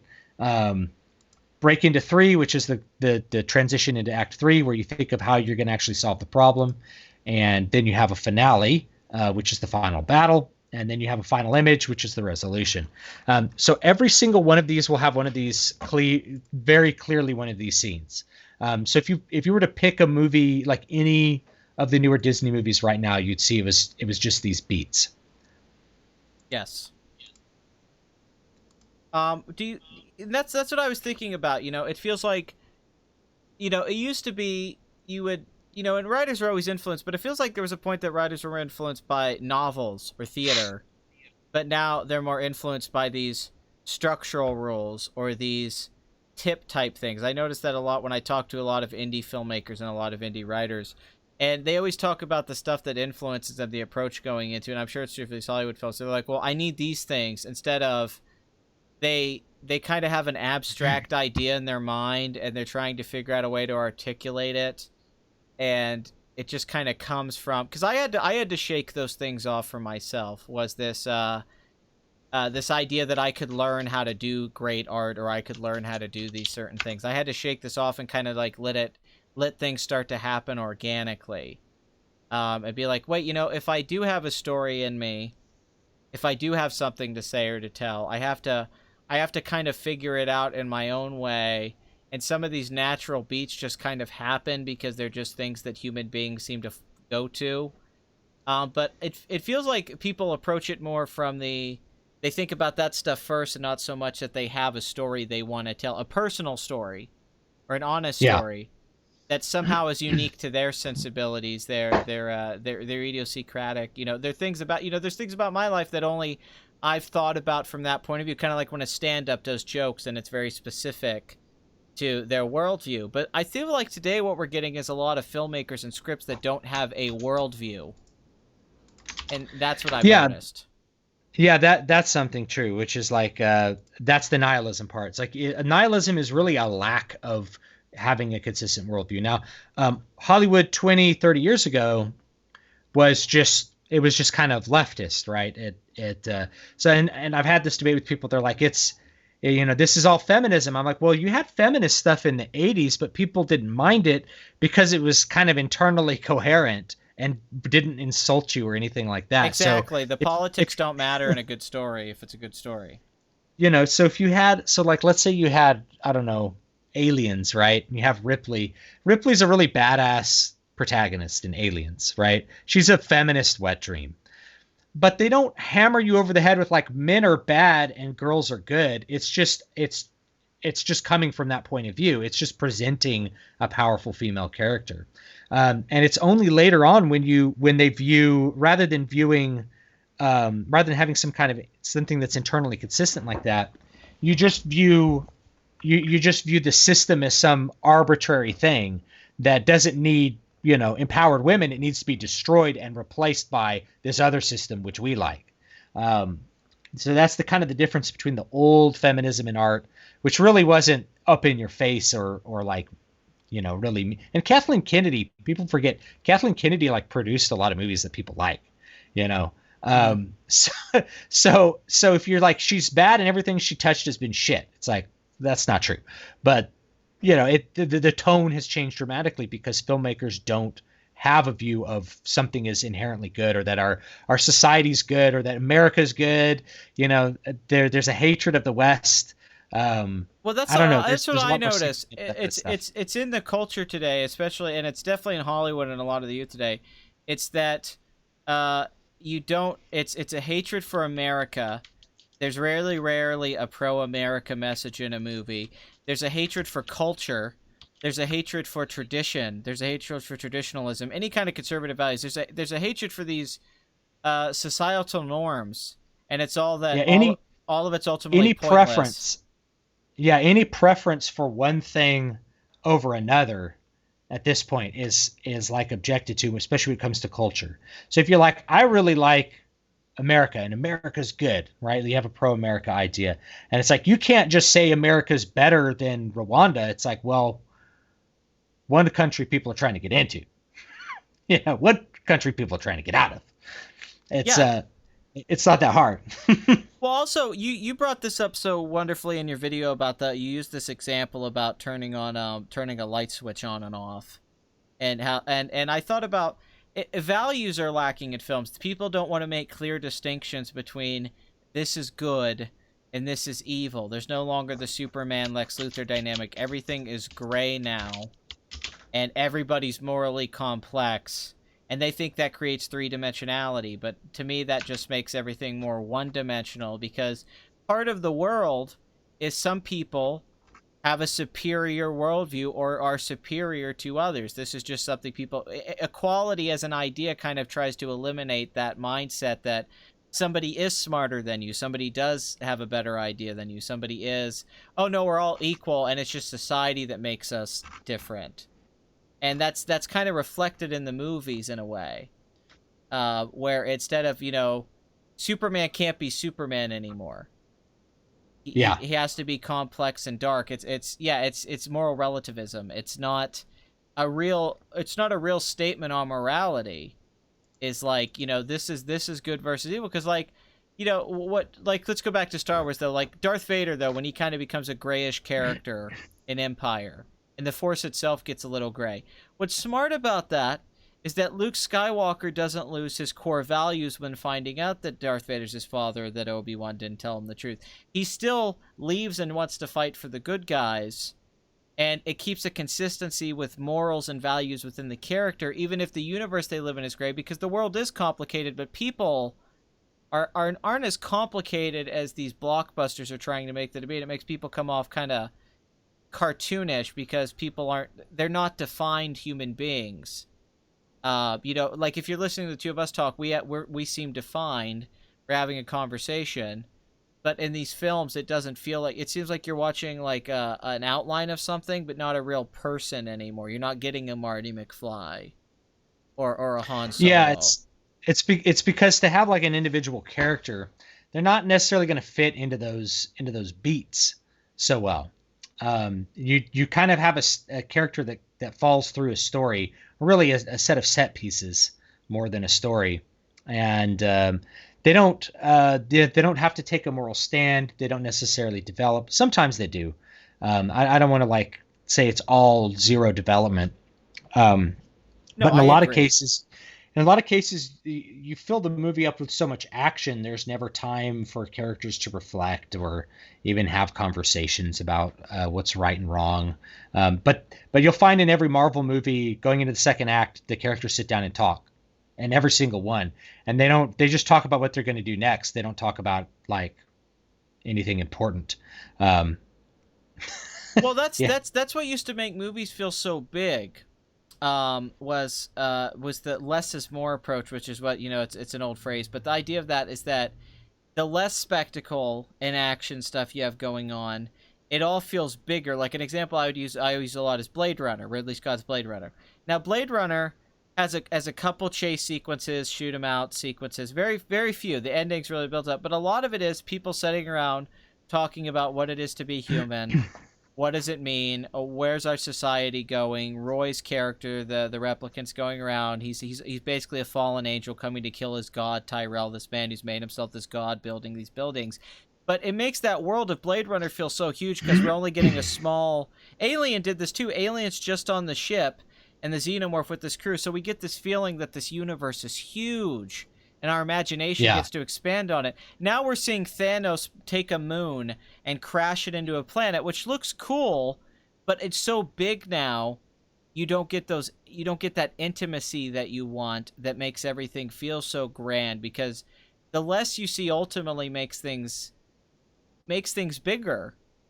Mhm. It's just true. It's just Well, it's even in video games. People like kind of a video game where you're stuck in corridors and you're getting through things instead of those games where everything's thrown on the screen. It's kind of better when you get little things that people say, hey, what are we doing, what are we, and I mean, really, Alien's a brilliant sci-fi film because it's just normal people on a ship, and you get to, everything else is in your imagination, even the xenomorph's origins Oh and all that, yeah, the space jockey. and it's one of these great examples where how your limits can enhance a movie, because you didn't have the technology to have CG aliens back then, um, and so you only saw part of the alien Jaws. basically until the end of the movie. Jaws Jaws, had same. that, You got a yeah. great point.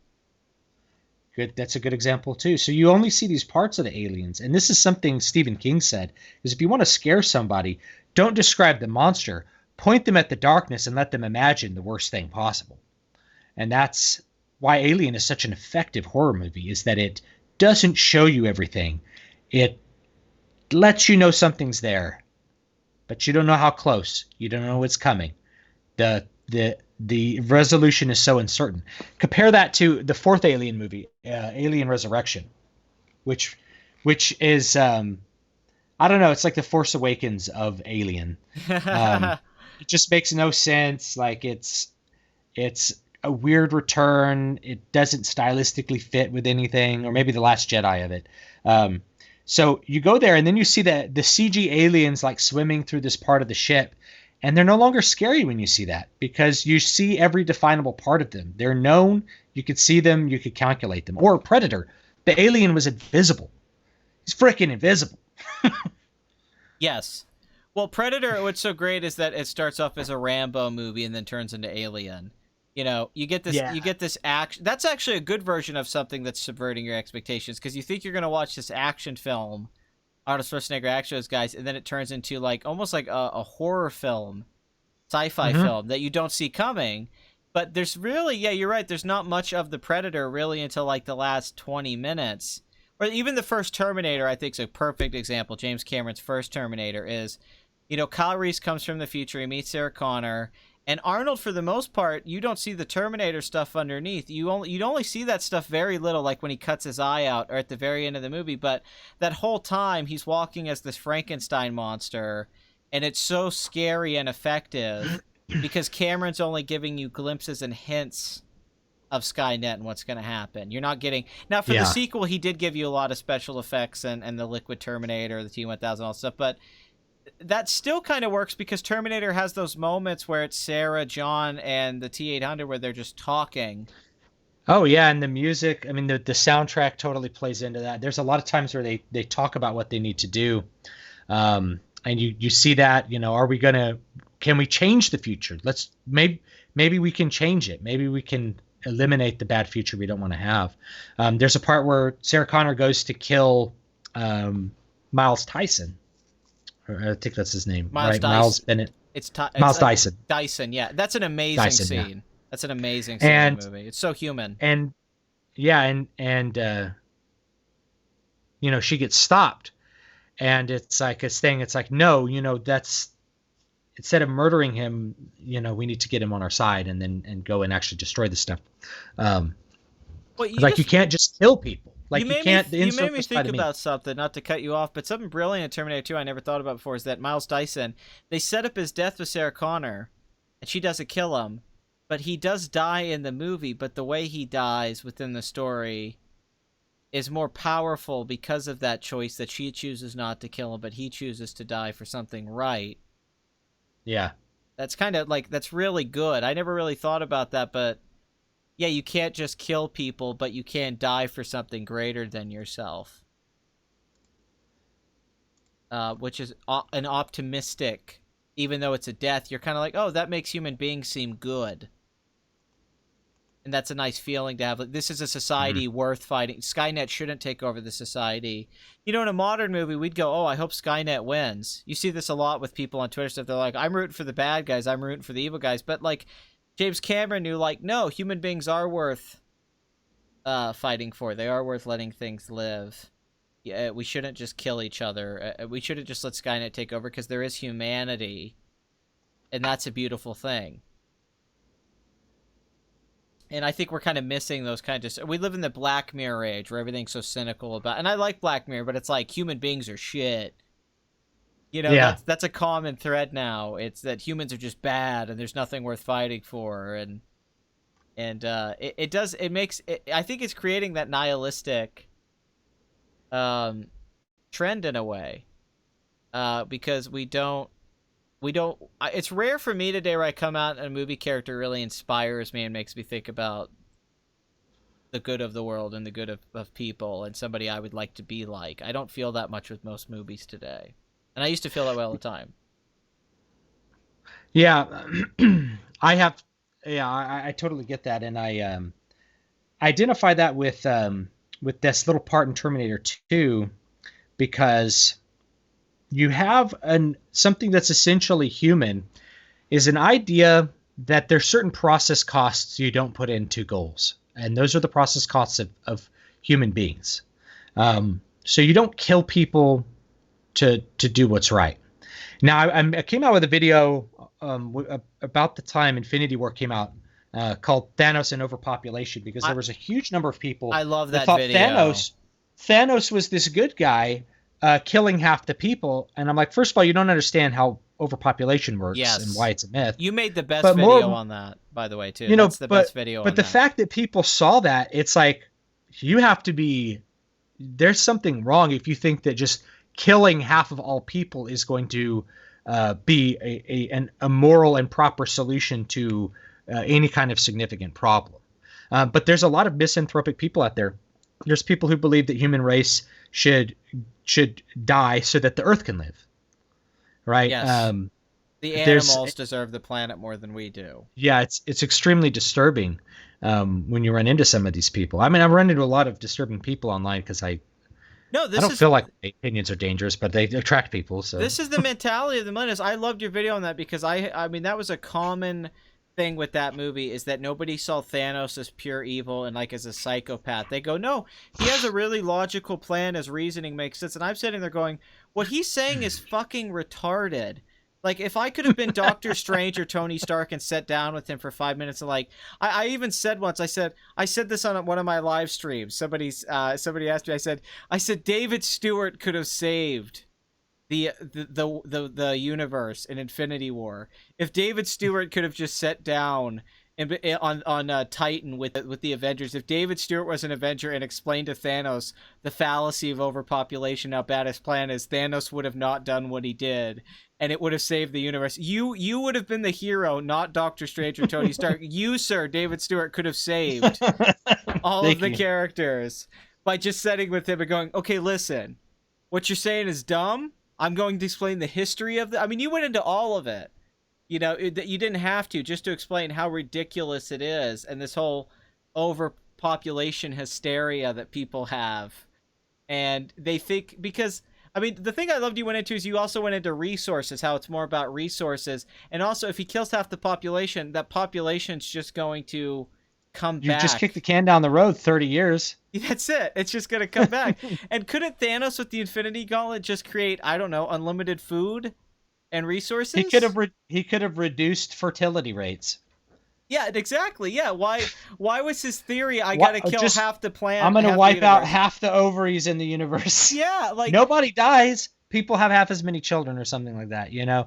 Which would have stopped, which would have slowed the growth, right? Which is the point. But even then, it's like if you come to a limit of resources, you don't end up producing more people.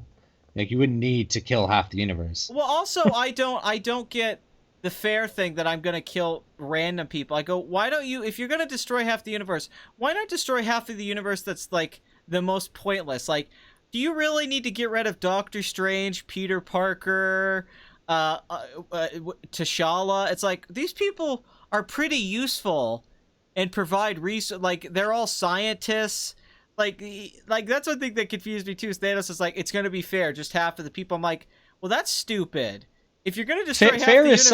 Fair is something that is I'm going to quote Scott Adams. Fair is a word that is made up so that children and idiots can have conversations.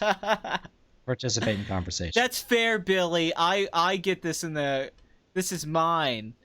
You know, on the playground. No, it's playground rules. Like, Thanos is supposed to be this great intellect, the Mad Titan, and he's supposed to be going around the universe. And if anyone would just sit down and have a conversation with him, and explain to him. And he's more than willing to talk to people. He does it throughout the movie and just be like, all right, let me explain to you why this doesn't work. Like, he would stop.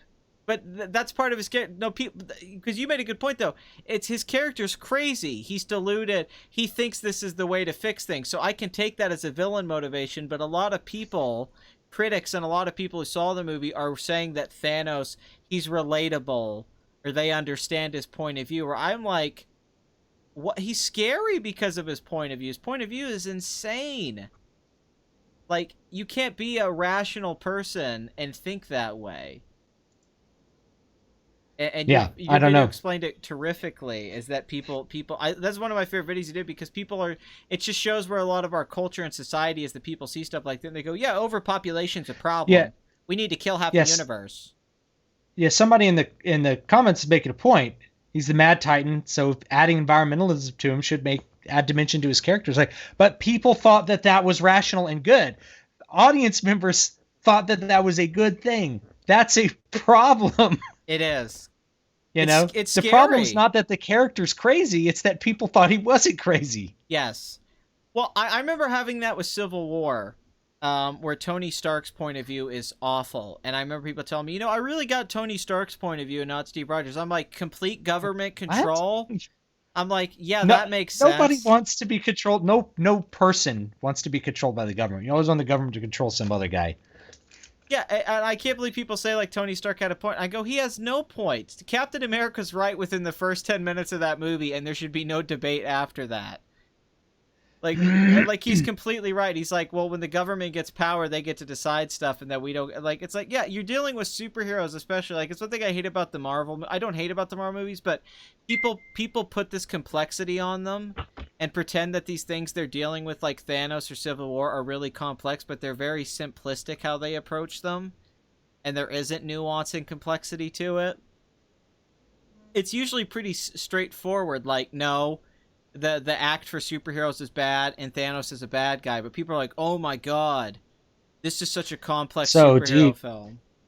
Yeah, and the thing is, I don't know, maybe I think general audiences now maybe just don't have a lot of exposure to those ideas, or I don't know what the failure is there, but the fact that people thought that was appealing, and you kind of see this on YouTube is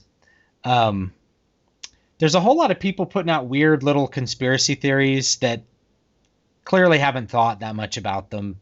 And it appeals to people who don't have enough background in that, like the flat earth stuff, Yeah. I'm like, you can disprove it yourself next time you're at the beach. Get out some binoculars and watch the ships just go over to the horizon. A high enough building and you'll, I mean, the curvature of the Earth's not hard to find. It's not a mystery.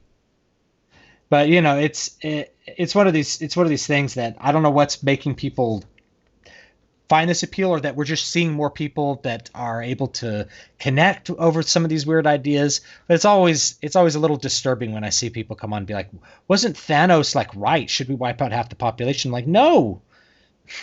No, that's no, he wasn't right. He's the bad guy. Well, that's one thing I want to compliment you on in your videos that really made me appeal to you, because once again, going back to these channels, the unnamed channels that focus on negativity and cynicism, one thing I love about your work is that with the nihilism Last Jedi thing, with the Thanos thing, you come from a place of values and a clear worldview, and no, human beings are worth it, society's a good thing, freedom's a good thing, optimism's not bad, sentimentality's not bad, not everybody has to be cynical. And that's one thing I really like about your content, is that your stuff isn't inherently negative.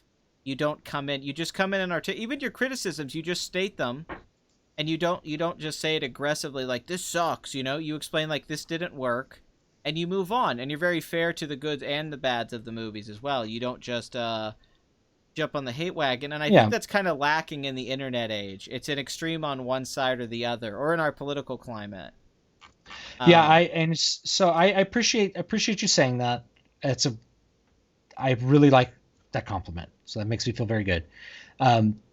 It's actually, the reason I use, and I've developed this rating system and really enjoyed is because it separates out and you can see things that are successful. Last Jedi is a high production film and it's very successful with the way it does things visually. And you can acknowledge that while still hating the story and not enjoying the movie. It's very hard to make a 1 out of 10 movie, in my opinion. And I can only really think of one or two. And I think they were both named Blue. One was not even a movie. I'm trying to think of, it was called Blue, or maybe it was called the Blue Film. It came out in the late 1960s, and it was just this couple talking to each other in bed and having sex for 2 hours. And it wasn't scripted. It was just, that's it. That was the movie. And I'm trying to remember who did it. But it was total postmodern garbage. It's a 1 out of 10. It's incredibly boring and isn't even good as like a pornographic film, right? It's useful to nobody. And the other one was called Blue, and it's it shouldn't be a film. It's a blue screen with people talking, and it's I understand the emotional importance of the movie. I wish I was better with names because I can't remember every single name. That's fine. But this, the guy who directed it was dying of AIDS. And because he was dying of AIDS, he did this film where like his friends like talking about him or something. But as a film, it's terrible. It's completely boring. You don't understand what's being said. It's just a blue screen. It's like, this shouldn't have been a film. This could have been anything besides a film. To me, it would get a 0 out of 10 on the entire aesthetic scale, right? So a whole third of the movie would be 0 out of 10. There's no story, 0 out of 10. General effect, 1 out of 10, 2 out of 10. Maybe it has some emotional weight, but I didn't know the guy, so it doesn't mean as much to me. So then it becomes, 1 out of 10 movie.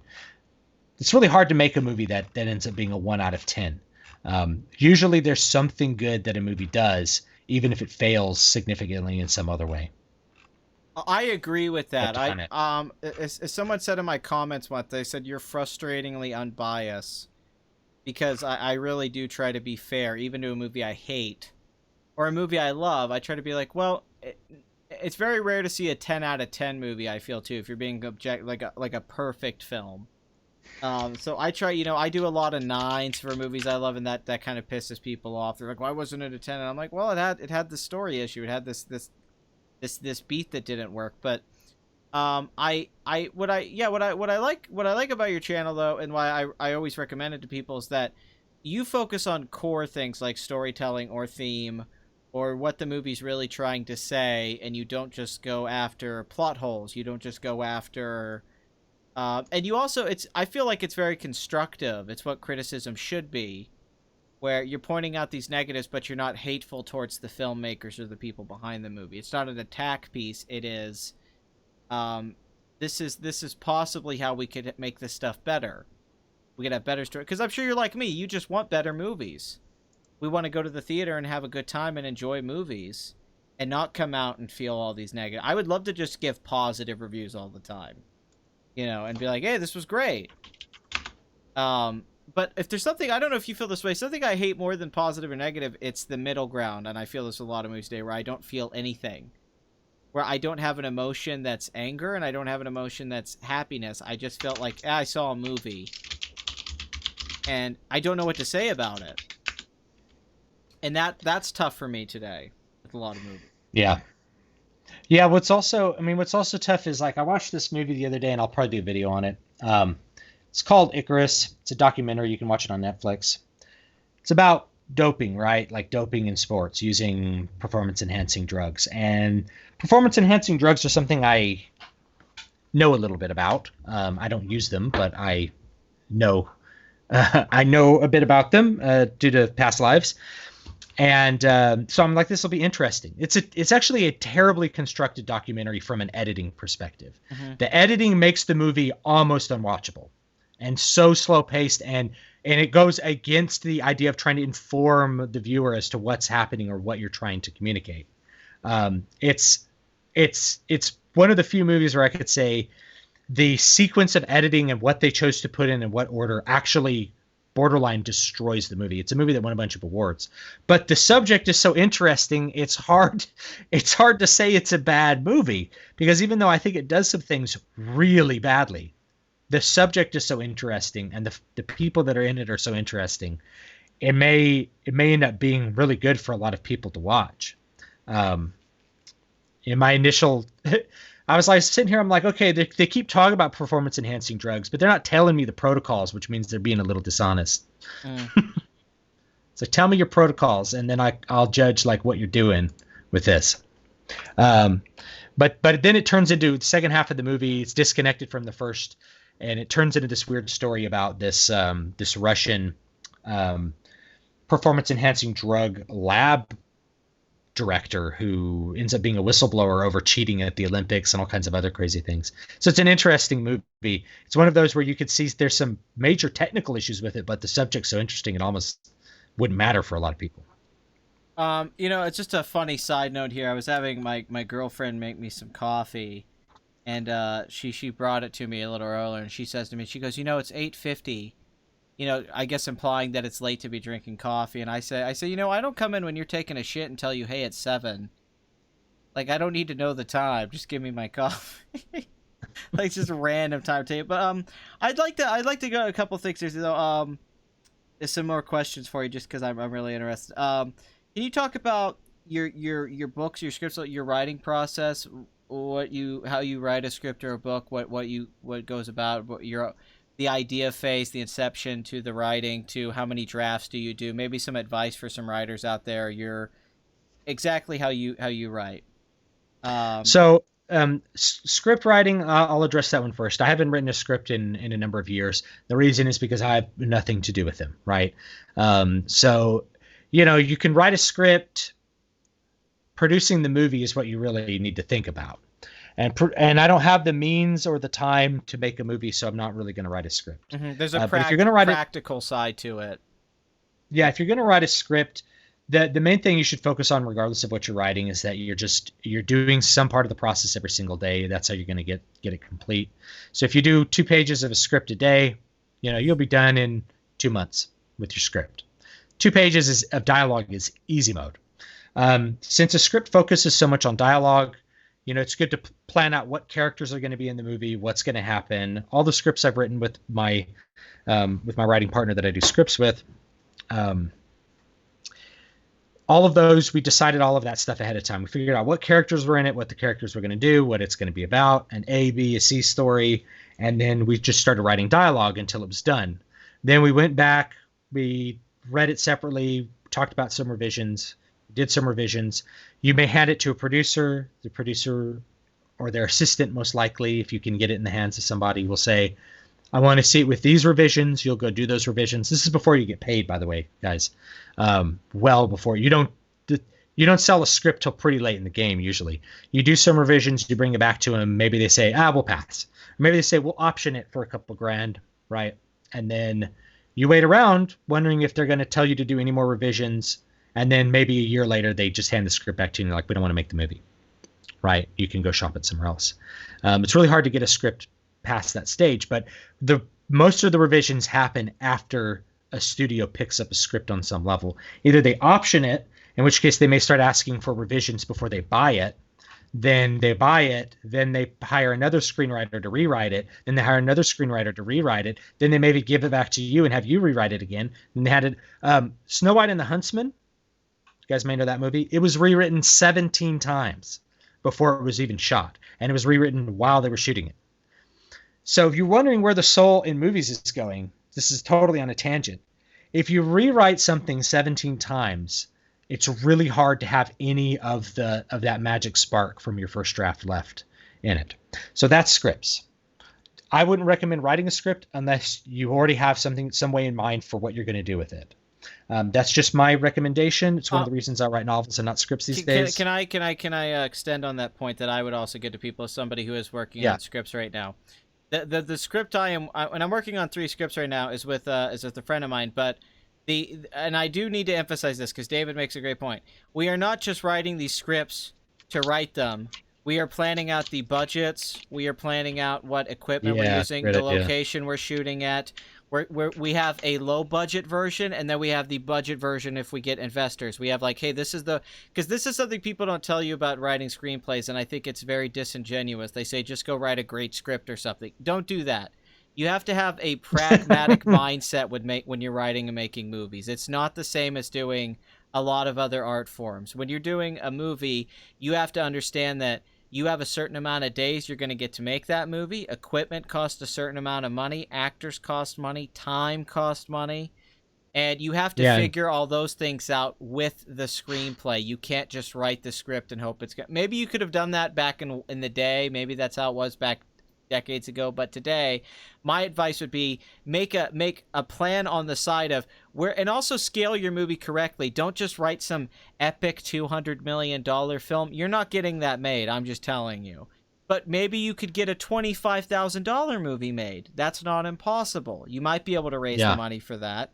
And if you blood money, fine, I'll give you the credit, you a-hole. He's in the chat. Like, tell me your friend is. But the scripts me and him are writing together, because we both have learned this, is, we're being like, hey, we can make these movies. It's totally within your power to make them. Yeah. And I want to encourage people to think outside of the box of like, I need to sell a script to Hollywood, because I've tried to do that. It's very difficult, but you can now make a movie on a very limited budget that has very high production value, especially if you do like what you're saying, have a pragmatic approach to what you're creating. And you can get it in festivals. You could maybe get it in Netflix. I had some friends who got their low budget horror film on Netflix. You can definitely get it in the Amazon service, and it'll show up in Prime Video. Because ultimately what you want is for people to see it. So you have to break the illusion that you're going to become this famous filmmaker. I mean, that's so rare. The way to think about it is, hey, if I can make this movie and I can write because then that enforces your writing. If you know what your budget's going to be and your limitations, you have to write the script to sit there. Like if I'm making a movie for $25,000, you're not going to write a Guardians of the Galaxy or a Star Wars. You're going to sit home and write something that can be shot. That's why you're seeing a lot of low budget horror films today. Is that these filmmakers are coming in like, hey, I can make like a Get Out, for example, was made for $4 million, and that made like 200. You can make a movie even less than that. You see movies all the time at festivals, and if your movie, then it comes down to your talent. Then if you make a good enough movie and people love it, and it can get distributed or it can get picked up, that's on you. But you have to be business minded. You have to have business acumen. You cannot just think, I'm going to be a screenwriter. You have to think, is there a way this can get made practically? And you have to do both of those things at the same time. That's why I wouldn't always advise somebody, if they want to be a writer, to write a screenplay, because all of those things factor into it. And you can't, where I imagine if you write books, even though publishing and all that's complicated, you could pretty much just do what you want as a writer. You could pretty much do what you want.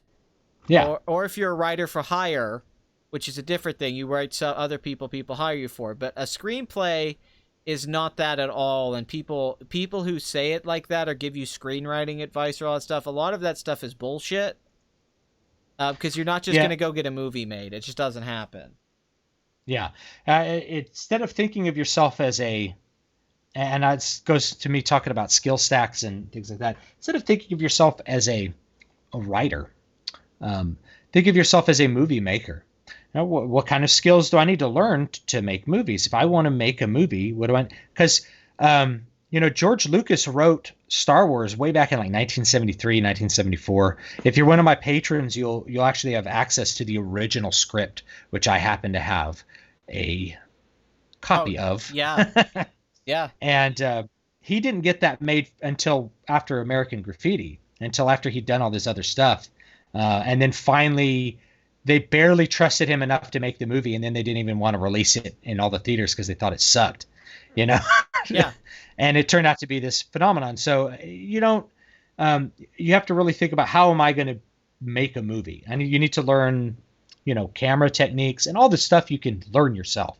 And you really can't. Ego has to go out of the way too. People don't understand this. That script you wrote is not going to be the movie. It never is. Oh yeah, you're gonna rewrite it a bunch of times. And just things probably happen. While you're making the movie. You have to change location. The actor's delivering the dialogue in a different way, so you have to rewrite the dialogue to suit the scene more. Things that you had in your head that are great don't really work, and the things that you weren't too big on end up being the best part of it when you're working on it, because you have to create a thing multiple times. It's like you make love with the screenplay, then you have a baby, and then you have to raise the kid with the editing process, and then you make another movie. and you go through this process multiple times before you get to the final, and it's never going to be what you had in your head. So it's not really the same thing as being a writer. Like you said, it's a filmmaker because you're doing all of these different things, and you have to think about release, you have to think about marketing, and you have to think about all of those things, lighting. So you're not just approaching it as a writer. You're approaching it as all of these other things, and I don't think people understand that enough. That it's a different beast altogether. So I'm really interested to hear about your process with writing books, and So what inspires you and why you like writing books so much. So writing books, one of the things I like about writing books is that as a pretty busy guy, I can do the entire product. And so the entire product's exactly what I want it to be. And that appeals to me as a lot as an artist. I also came out with an album last year where the product's exactly what I want it to be. And we're finally at a time where I can actually record albums on my own without having to deal with lots of other people. And that's just because where I'm at, I have a family and everything. My time's really limited. I don't have a lot of time and money to do something like make a movie. It's just not. Maybe some years down the line, I'll be able to do that. Right now, it's not quite in the book. So I just want to get that out of the way. So I get to make the whole product as a book. I start by planning a story, just the same way you'd plan a script. I have a list of characters, what they're about, who they are. I have written down. I have some setting notes about where things are going to take place. I usually have a plot in mind, and most of these things develop all kind of together. They'll kind of pop into my head as I'm thinking through them. Then I write down an event sequence and a planning document. This happens, this happens, this happens, this happens, this happens. This happens, that's the end of the book. Then that's the end of phase one. Phase two is the drafting phase. I sit down, I start writing the prose. Some people plan scene by scene just like they're writing a screenplay. I don't plan scene by scene. I write the scenes in order because sometimes I know that I want to, in this area of the story, have this thing happen, but I may want to happen in two scenes or, two different point of views from two characters, something like that. So there's lots of ways you can do it. And just like you'd be writing a script, you write the story. And instead of writing directions for what's going to happen, describing how you're going to shoot the scene, you write prose that describes it. And you got to practice writing prose if you've never done that, but you can get it. It comes pretty natural to me, but I've been doing it a long time. And the meat of your story is always dialogue, just like with a script. When you're finally done writing your draft, executing your plot plan, and you're going to change the plot as you're writing it because you're going to come up with new ideas. You're going to think about that character that you've developed through having them speak dialogue, and you're going to maybe tweak them and change what they do or way they react about a situation. You're going to do some rewriting of the structure while you work. You get to the end, enter phase three, revision, which is where you go through and you fix the things that didn't work when you were writing it, fix the inconsistencies. I usually have a document while I'm drafting of stuff I need to go back and fix. If you've done your plan really well and you've executed your plan really well, there's not that much to be done in the revision process. It's not quite like editing a film where you're doing a lot of technical things, but if you want to think about editing a film from a story perspective, well, let's cut these lines out. Let's remove this scene. It's not necessary. Then it's kind of like that. Phase four, the publishing phase, I can also do by myself. Other people have to farm out a lot of these things, but I can do most of it by myself. That means I design a book. So I design the paperback or whatever the physical book is going to look like. So I format the interior. I design the book covers and format them and get them ready to be printed. Format the ebook and put it out and publish it so people can read it. That's how you create a book. And so that's creation of a book rather than just, quote, writing a book. A lot of people sit down, open up a Word document and say, I am now going to begin writing a book. And then they're like, how does anyone do this? Well, you got to plan. You got to think a little bit ahead of actually when you're drafting, and you'll have a lot easier time with it. Do you ever have this thing? I've had it with writing, and I know it's not the same for everyone, but I've had this thing where once you create a character and you start writing it in their voice and you start writing in the way that character thinks, you'll get to a page or a moment where maybe you thought you knew where the story was going, but then you're like, wait, no, let's say Bill is Bill would do this. Bill's now telling me the story needs, like, almost like the characters reinforce the writing in the story or the world in a way that sometimes you don't know. It just kind of happens. I've had that happen Yeah. where I'm writing and then it's like, oh wait, no, the characters are telling me what to do, even though I'm doing it all. But when you create people that aren't you, they start to do things and you understand them, and then that kind of, I think, gets you to more interesting places. Yeah. That you wouldn't think out. You're like, oh wow, this is actually a really interesting story turn or character moment because the character's telling me what to do. I'm feeling the character, and I've heard writers talk about this, but I know it's not true for everyone. But I've had that experience. Yeah, I try to open myself up to that experience. That's the that's the grit of the moment. Like that's the patina on the blade. That's the usefulness of it.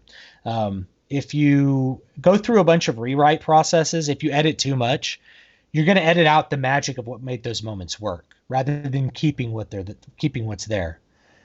That really made your story special. And this tends to happen, I think, a lot with Hollywood scripts because of the amount of revisions and editing that goes through. It's like they try to have these moments like you had in Star Wars back in the day, or like Back to the Future back in the day, and they just don't pull them off because they've tried to construct that moment rather than letting it happen kind of organically as they're creating the movie. Can you tell me some of your influences as a writer, and what were the books in your life that really inspired you to get into this whole medium? What was the thing that made you go, "Oh my God, this is great"? And what kind of genres and stuff like that do you like to read? I'm very interested in what books you, because I like your book reviews a lot, and I'm just interested. What would you say is it kind of built the skeleton of David Stewart, the writer, in a sense, if you had to talk about the things that defined you a little bit. So so there's a lot. If you want to talk about the grand, all-encompassing book, it's probably Lord of the Rings. Lord of the Rings is one of these books that, um, the movie translation of them was as good of a movie translation as you're going to get, but it breaks a whole lot of molds, and as a result, there's a lot of people who actually hate the Lord of the Rings books. The prose is some of the best written prose from the 20th century. It's great. It's a specifically anti-modern book. It bucked the trend of all the other books that were around it, and really made a genre what it is. And that's kind of the importance of it, but it's a great book to read. It's full of characters that people really love. It's a description of a world that is layers upon layers deep. That's that exists far beyond what you see in the book in the mind of the author. And it's a book about good and evil and power and all of those things told in a way that's profoundly human. So you have this idea of a ring of power. If you read the book and you understand that Tolkien is an anarchist, it makes the book that much better. If you understand who he is as a person, as a Catholic, anti-modern anarchist. You have the hobbits that live in an idyllic anarchist paradise. The evil comes to the Shire because Bilbo's gone on an adventure, and they have to figure out what to do with it.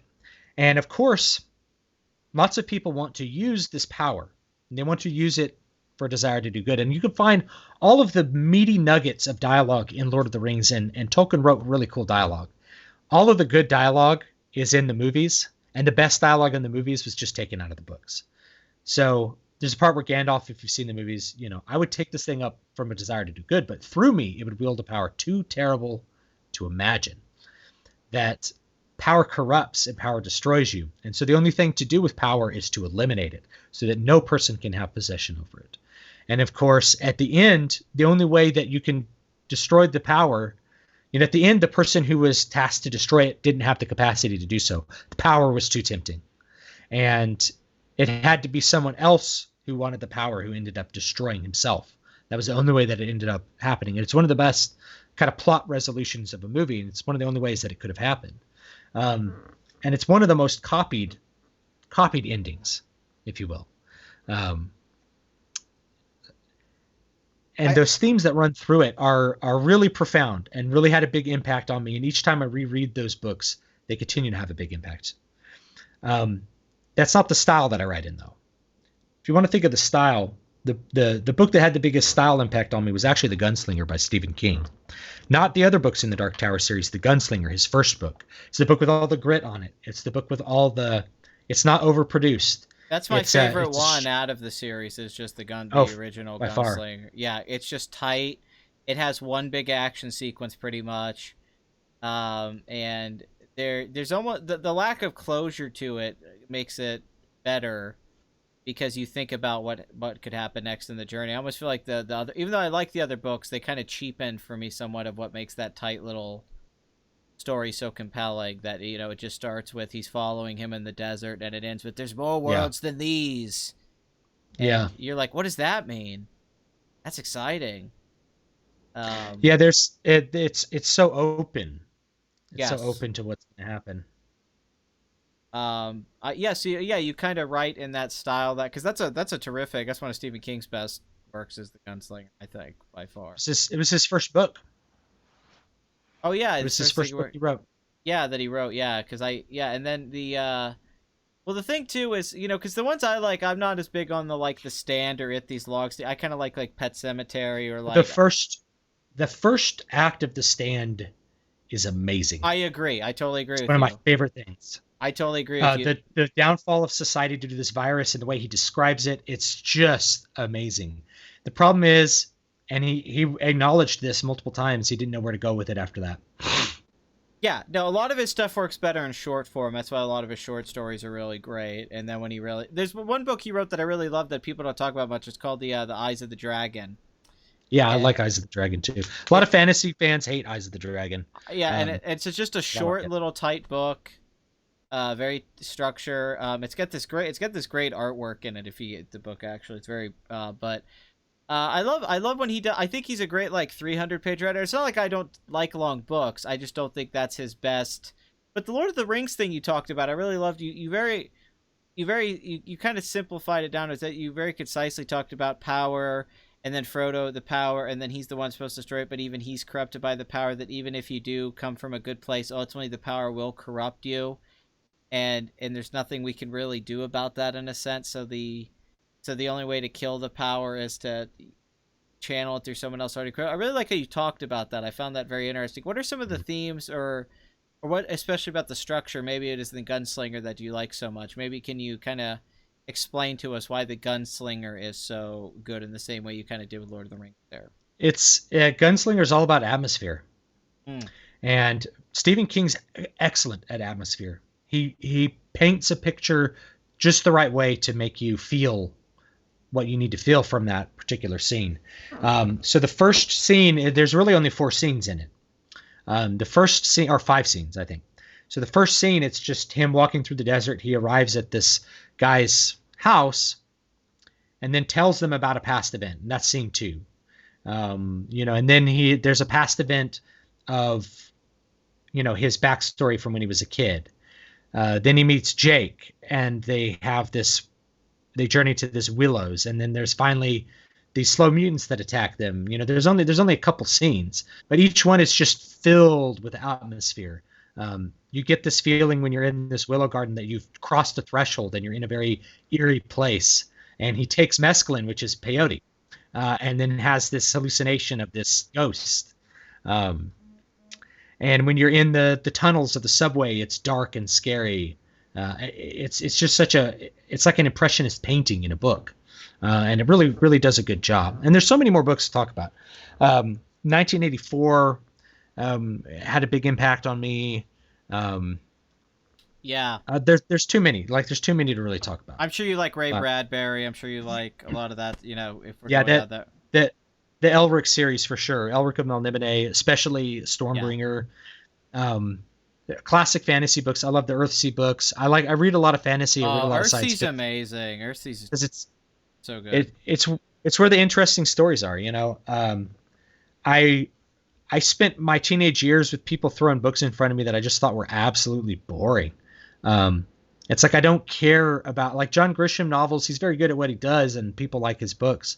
But for the most part, they're just not for me. I don't find the characters interesting, and I find the stories boring. It's really hard for me to get through one of his novels. And so Stephen King writes great characters but bad plots because he doesn't plot ahead of time. So it's kind of, you have to look at these and see what you can get out of them. If you want a guy who does great plotting, Brandon Sanderson, and at this point, I would read the first Way of Kings novel and consider not reading the other two, because they're nowhere near as executed as well as that first one. But he has everything that's in there. Great world building, weird, unique world, great plot, characters you care about for the most part.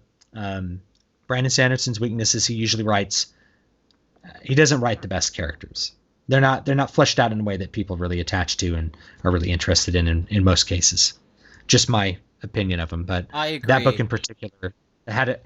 I recognize it as a great piece of craft, and what I would want to emulate is the way he executed his plot and his hero's journey, in a sense. Now, are you a fan of people like Cormac McCarthy or Elmore Leonard or? Yeah, I like Elmore Leonard. I like Gunsights. There's a lot of Elmore Leonard.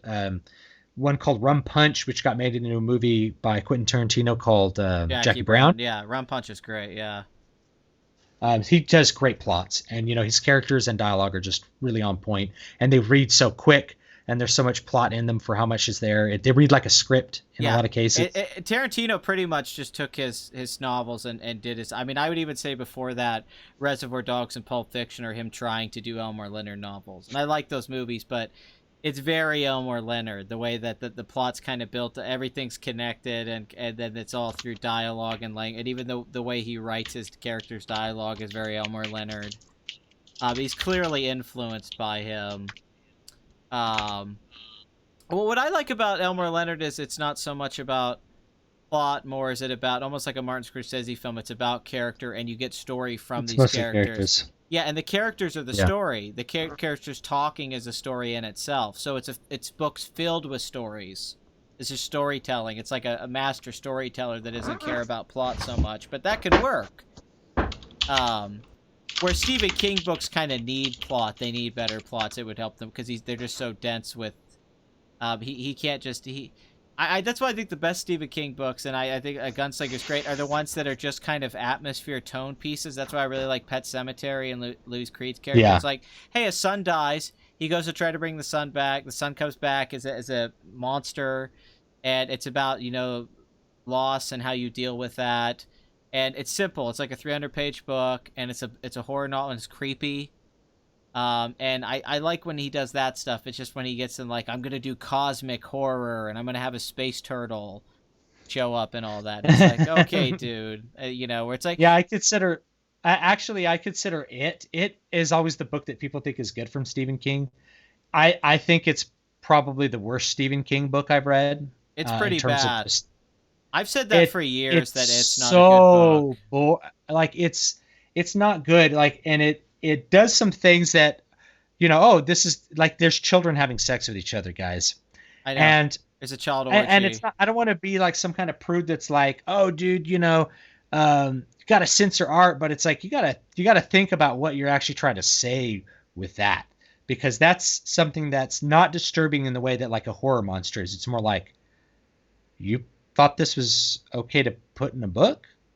This is pretty outside the Overton window of any kind of literature that you usually read, Well, it would be an effective book if it was like a 300-400 page book where it's about these kids in the 50s fighting this clown, and the clown represents their fears and insecurities of youth, and it's kind of like, it'd be like Stand By Me meets a monster movie, a monster story. Yeah. But instead he has all that stuff, the sexuality, the N-words in the book frequently too, by the way, like throughout the whole book. Yeah. There's characters say, and faggot.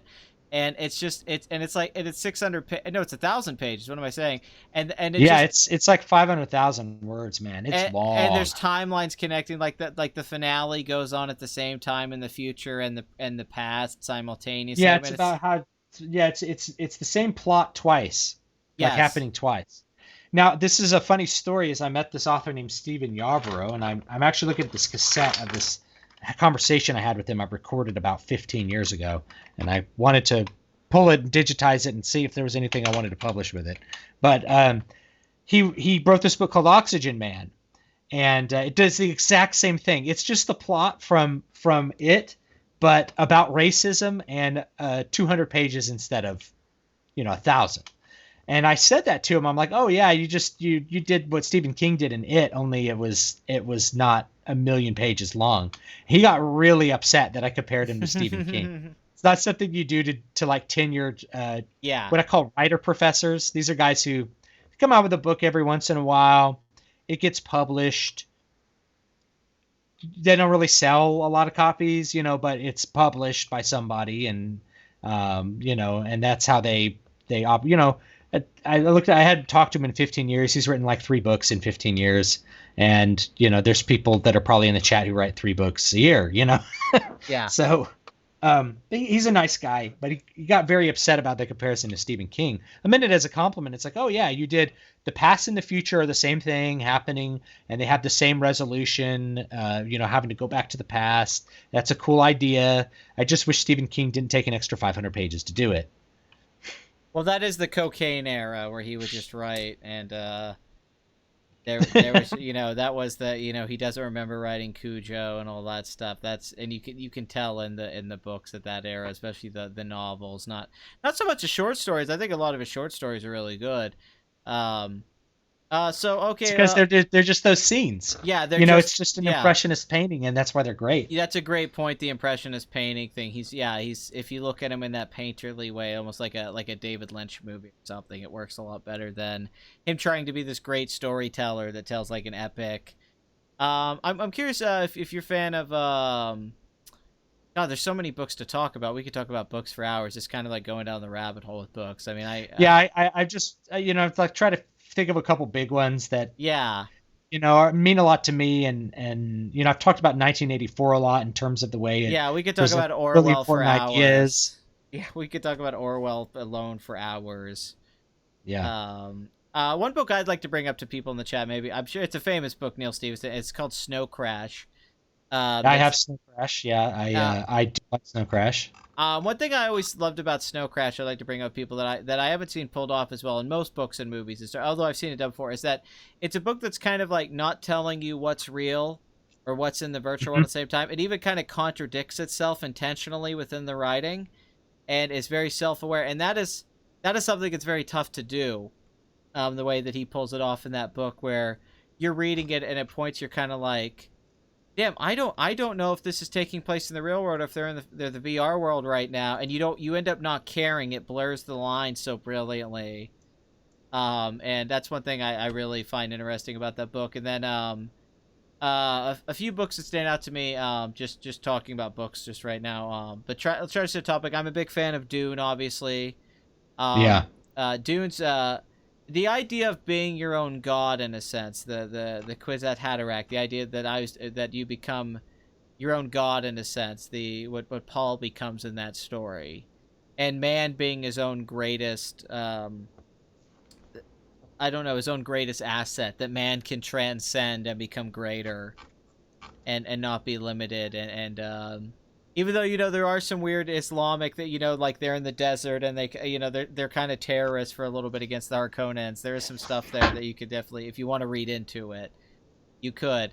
But the spice, there's actually to me some Star Wars elements in there too. The spice is kind of like the Jedi, with the Force and all that. It's kind of, and I've always thought it was kind of like it's like a more mature Star Wars in a way. A lot more. So it was very influential on George Lucas, I think. It feels that way. Because it was published in like 1960, that first book, and it had a big impact. It was a very interesting science fiction book. It really bucked a lot of trends again, and very, very cool. I like the first book a lot more than I like all the others in the series. Oh yeah, that's just me. I agree.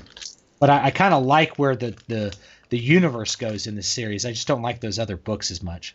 Not as fun to read. I love ideas in them. Yeah, they're not as entertaining to read. He's kind of a dry writer. The idea in Children of Dune that Paul has to basically, it's just spoilers, but that he has to basically kill himself to free the people and but there's these interesting ideas. It's just the first book has a bit of dryness, but it's such a fascinating world, and Paul's a really compelling protagonist that you're able to get through the story, because Herbert as a writer is very much about fleshing out all the details and giving you a lot of information. and a lot of people talking. And I mean, actually, the movie adaptation, a lot of people complain about his movie, but it's actually a pretty loyal adaptation to what the book is like reading, in a sense. It's just a little bit different, as movies should be more visual. And Dune's a lot of Yeah. people in their heads talking. It's a lot of narration because there's just so Mhm. much information. Where it'd probably be better as a movie if it was just silent, if they just went to Arrakis and you just saw the stuff and you didn't feel the need to explain everything. Yeah. That probably would work better in a movie. Because in a book you don't mind that so much. God, I could talk about John Irving. I could talk about Mark Twain. I could talk about there's just so C.S. Lewis. They wrote this great book, The Screw Tape Letters, that I tell people Mhm. about. Great book. I want to bring up a point about Tom Sawyer that I bring up to people quite a bit. Because a lot of people just kind of scoff Tom Sawyer off. They're like, "Oh, that's just a kid's book," even though I think it's a great book. But I used to, for years, I make this point. I used to struggle with the fence painting thing. Yeah. Like, why is he painting the fence? People would argue, like, is this like a thing about capitalism? Then I kind of came to this conclusion where I thought, no, it's the people want something to do, and Tom Sawyer provides it for them. They want to paint the fence, right? That's my Yeah. theory on it. Is that there's people out there that are followers and need something to do, and he's not the guy that's going to necessarily do the work, but he gives them something to do. They didn't have anything else to go on, so really, what he's doing isn't, you know, malicious, or isn't like him being manipulating these people. Really, he's giving the people who have nothing to do something to do. They want to paint the fence. It's almost a manager with employees, and it's like you guide them the right way. So I think that's very interesting. But I loved your breakdown of Lord of the Rings. I'm a big Lord of the Rings fan, and I like The Hobbit, obviously. But you did a good job of really getting at the core of what it's about, the subtext, without going into all of. I mean, there's so much to talk about, but you really got to just this is what it is, Mhm. which is tough to do with books because books have a lot to go into. But yeah, it's yeah, you like a lot of the stuff you're saying. I totally agree with. I'm not a big fan of it. I'm not a fan of a lot of, the Gunslinger. It's so many. I agree with you on so many of these things that you're talking about, and we both like Eyes of the Dragon. That's cool. I didn't know you were similar in those things. Yeah. Another book I like, or like from my youth, is Shogun by James Clavell. Mm. And if you don't know that much about James Clavell, he was a POW. He wrote another great book that I actually, as an adult, like better, called King Rat. That was partially based on him being a prisoner of war with the Japanese. But after this, he wrote Shogun, which is one of the first Western books about feudal Japan. I have a book about feudal Japan, or that takes place in feudal Japan. And it was a really interesting book because it had this King Arthur and Connecticut Yankee and King Arthur's court set up with this Englishman Blackthorn going to Japan. And so for a lot of Westerners, that was their first look at feudal Japan. I knew about feudal Japan prior to reading it, but he really does a great job with showing all the characters' motivations and their sort of inner thoughts and their inner plans. And everybody's got this plan. There's plans upon plans upon plans, and they're executing them. And it's about these highly developed kind of paragon-like characters that are really, if you want political intrigue in a very interesting way, Shogun is a book that probably ought to be read. And by the end of it, it really ends in a way that I didn't expect it to end. It didn't end with the resolution that you think would create the ending, but you realize that all the characters that James Clavell was painting the pictures with, that you were getting inside the head of, and you were thinking about their motivations. The real motivations were from Toranaga, who's based historically on Tokugawa Ieyasu, the first of the Tokugawa shoguns. And it was really his story about his plan to finally become shogun and take over Japan. And so it's a very interesting execution of plot and character goals in ways that are still not used very much in books today. It's kind of another one of these things that's just enough outside of the mold that still makes it a great read and had a big impact on me. Now, stylistically, you couldn't get away with writing a book that way today, where you're constantly switching viewpoints within a scene. but you couldn't write that book any other way. It's a very interesting book from that perspective, and I still have a lot of affection for it. I agree with you. I think that's a great point to bring up. So we're gonna wrap up here soon. I kind of want to focus a little Yeah. bit on the music thing because I don't know much about this. You know what music influenced you? What kind of got you into music? When did you first play guitar and stuff like that? When did you? Can you tell me a little bit about the history of that and what kind of music you're into, what kind of music you write, what kind of stuff you do? Because I'm interested in that too. I mean, we've talked about movies, we've talked about books. Let's talk about music a little bit. So music. No one in my family was musical. My first musical exposure was really like band and choir in elementary school, and I did that for a while. Took up guitar, like I did play guitar in junior high and high school, and I got really into metal at that time, and I played in local bands. Started playing a lot more jazz as I got deeper into it. Took up classical and flamenco guitar as a university student, as a music composition student, and ended up making that a career. And the main reason that I was a classical guitarist, I like classical guitar, and I really enjoy that. But it was a way that I could take my guitar skills and make money with them. Because you guys got to think back to the late 90s and early 2000s when I was doing all this. Like I'd gig 3 nights a week and make, if I was lucky, 40, $50 a night. So $150 for 20 hours of work kind of sucks, right? And then there's all the rehearsal time. Like I got to do something else to like make my way in this world. Playing bands sucks. And at that time, you couldn't really make an album all on your own without spending $100,000. So it wasn't like I could just sit down and record a metal album in my office the way I can now. No, we didn't have digital. The technology wasn't there. No. Pro Tools was a pretty new thing. In fact, I was a recording engineer for a while, but using Pro Tools, but it just wasn't there. So I kind of gave up on that. And after about 10 years of performing classical guitar, I decided I didn't want to do that anymore. It wasn't what I wanted to do, right? I wanted to write and record metal, and I had done some of that when I was in Vegas. But I kind of realized I couldn't really rely on other people to fulfill my vision. And I stopped playing music for a while. And after I got my hearing aid installed, I decided I'd kind of get back into it. I tried out some new DAWs, did some different stuff, and I created a little ambient rock album called David V. Stewart Zool. I mean, the album's called Memories Adrift. I put it out last year, and that was recorded just in my own studio in my own space, and I did it all by myself, which was great. The next album, I don't know what it's going to be, but it's probably going to be a lot more metal. So yeah, I mean, metal was what first got me into it. First metal bands I listened to were things like, Metallica, Megadeth, which I've talked about. And in high school, I got more into, Death, Carcass, Bathory, Emperor, a lot more heavy stuff. Bathory's great. So started, got more into that, more into the extreme stuff.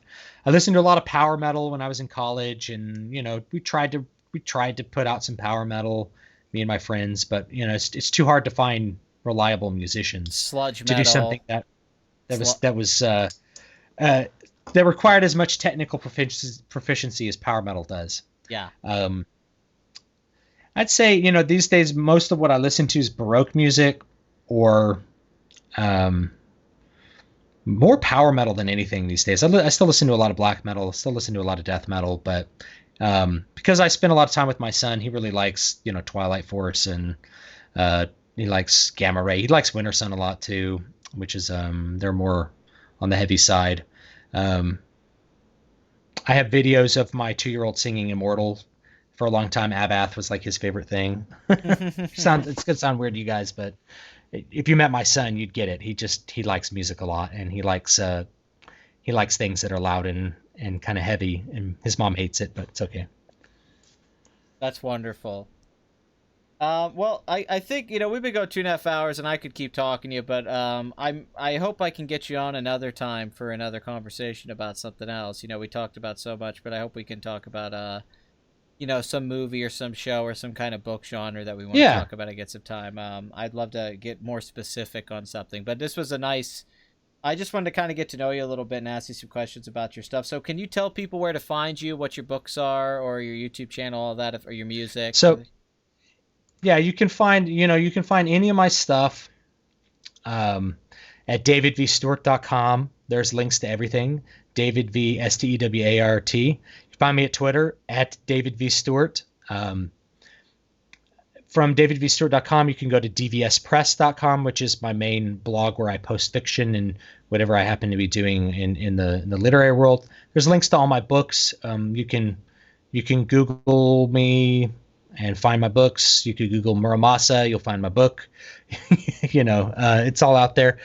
Current book, or the latest book series, is called Needle Ash. It's a little 3-book series I put out at the beginning of the year. A fantasy series. You can get the first one for free on Amazon. You can get the second one for free if you join my mailing list. It's called Needle Ash, and those are fun reads.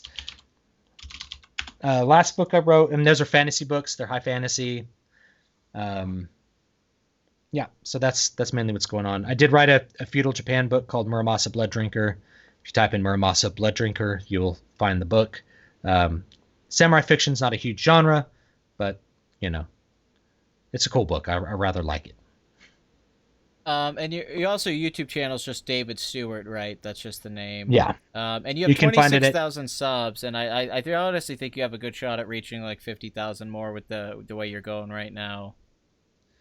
Yeah, the main thing is I focus on the process. You just keep doing it, whatever people like to see in the watch, you do more of that. There's certain things I refuse to do because I think they're cheap, like talking about Star Wars 11 million times a day. That'd be very boring for me and disingenuous because it would seem like I care more about it than I do. You avoid clickbait. It's not that I too. care nothing about Star Wars, but it's just, how many streams about how Star Wars is dumb can we have in a given month before I think we're that's both just gonna... I think we both know we're talking. Yeah, I agree. That's one reason I wanted to bring you on, is that there's people who have been collaborating on that stuff, and I was like, I'm going to bring him on. And we talked about Star Wars for a bit, but it's like there's other stuff to talk about, and there's so much. You doing that time travel video, there's so many more interesting things to talk about than just bitching about Star Wars all the time, or doing clickbait. So I would highly recommend David's channel if you haven't already subbed, although most of my people who watch my stuff already watch your stuff already. But thank you for coming on, David. I really appreciate it. I had a great time. It flew by. And thank you for being so open. No problem. Thanks for having me on. All right, well, we're going to end the stream. Thank you to everyone who listened. Once again, you can go sub to David Stewart's channel. And I'll be doing Box Office Addict this Sunday, the regular live stream where we look at the weekend box office, and I just talk to the chat about whatever.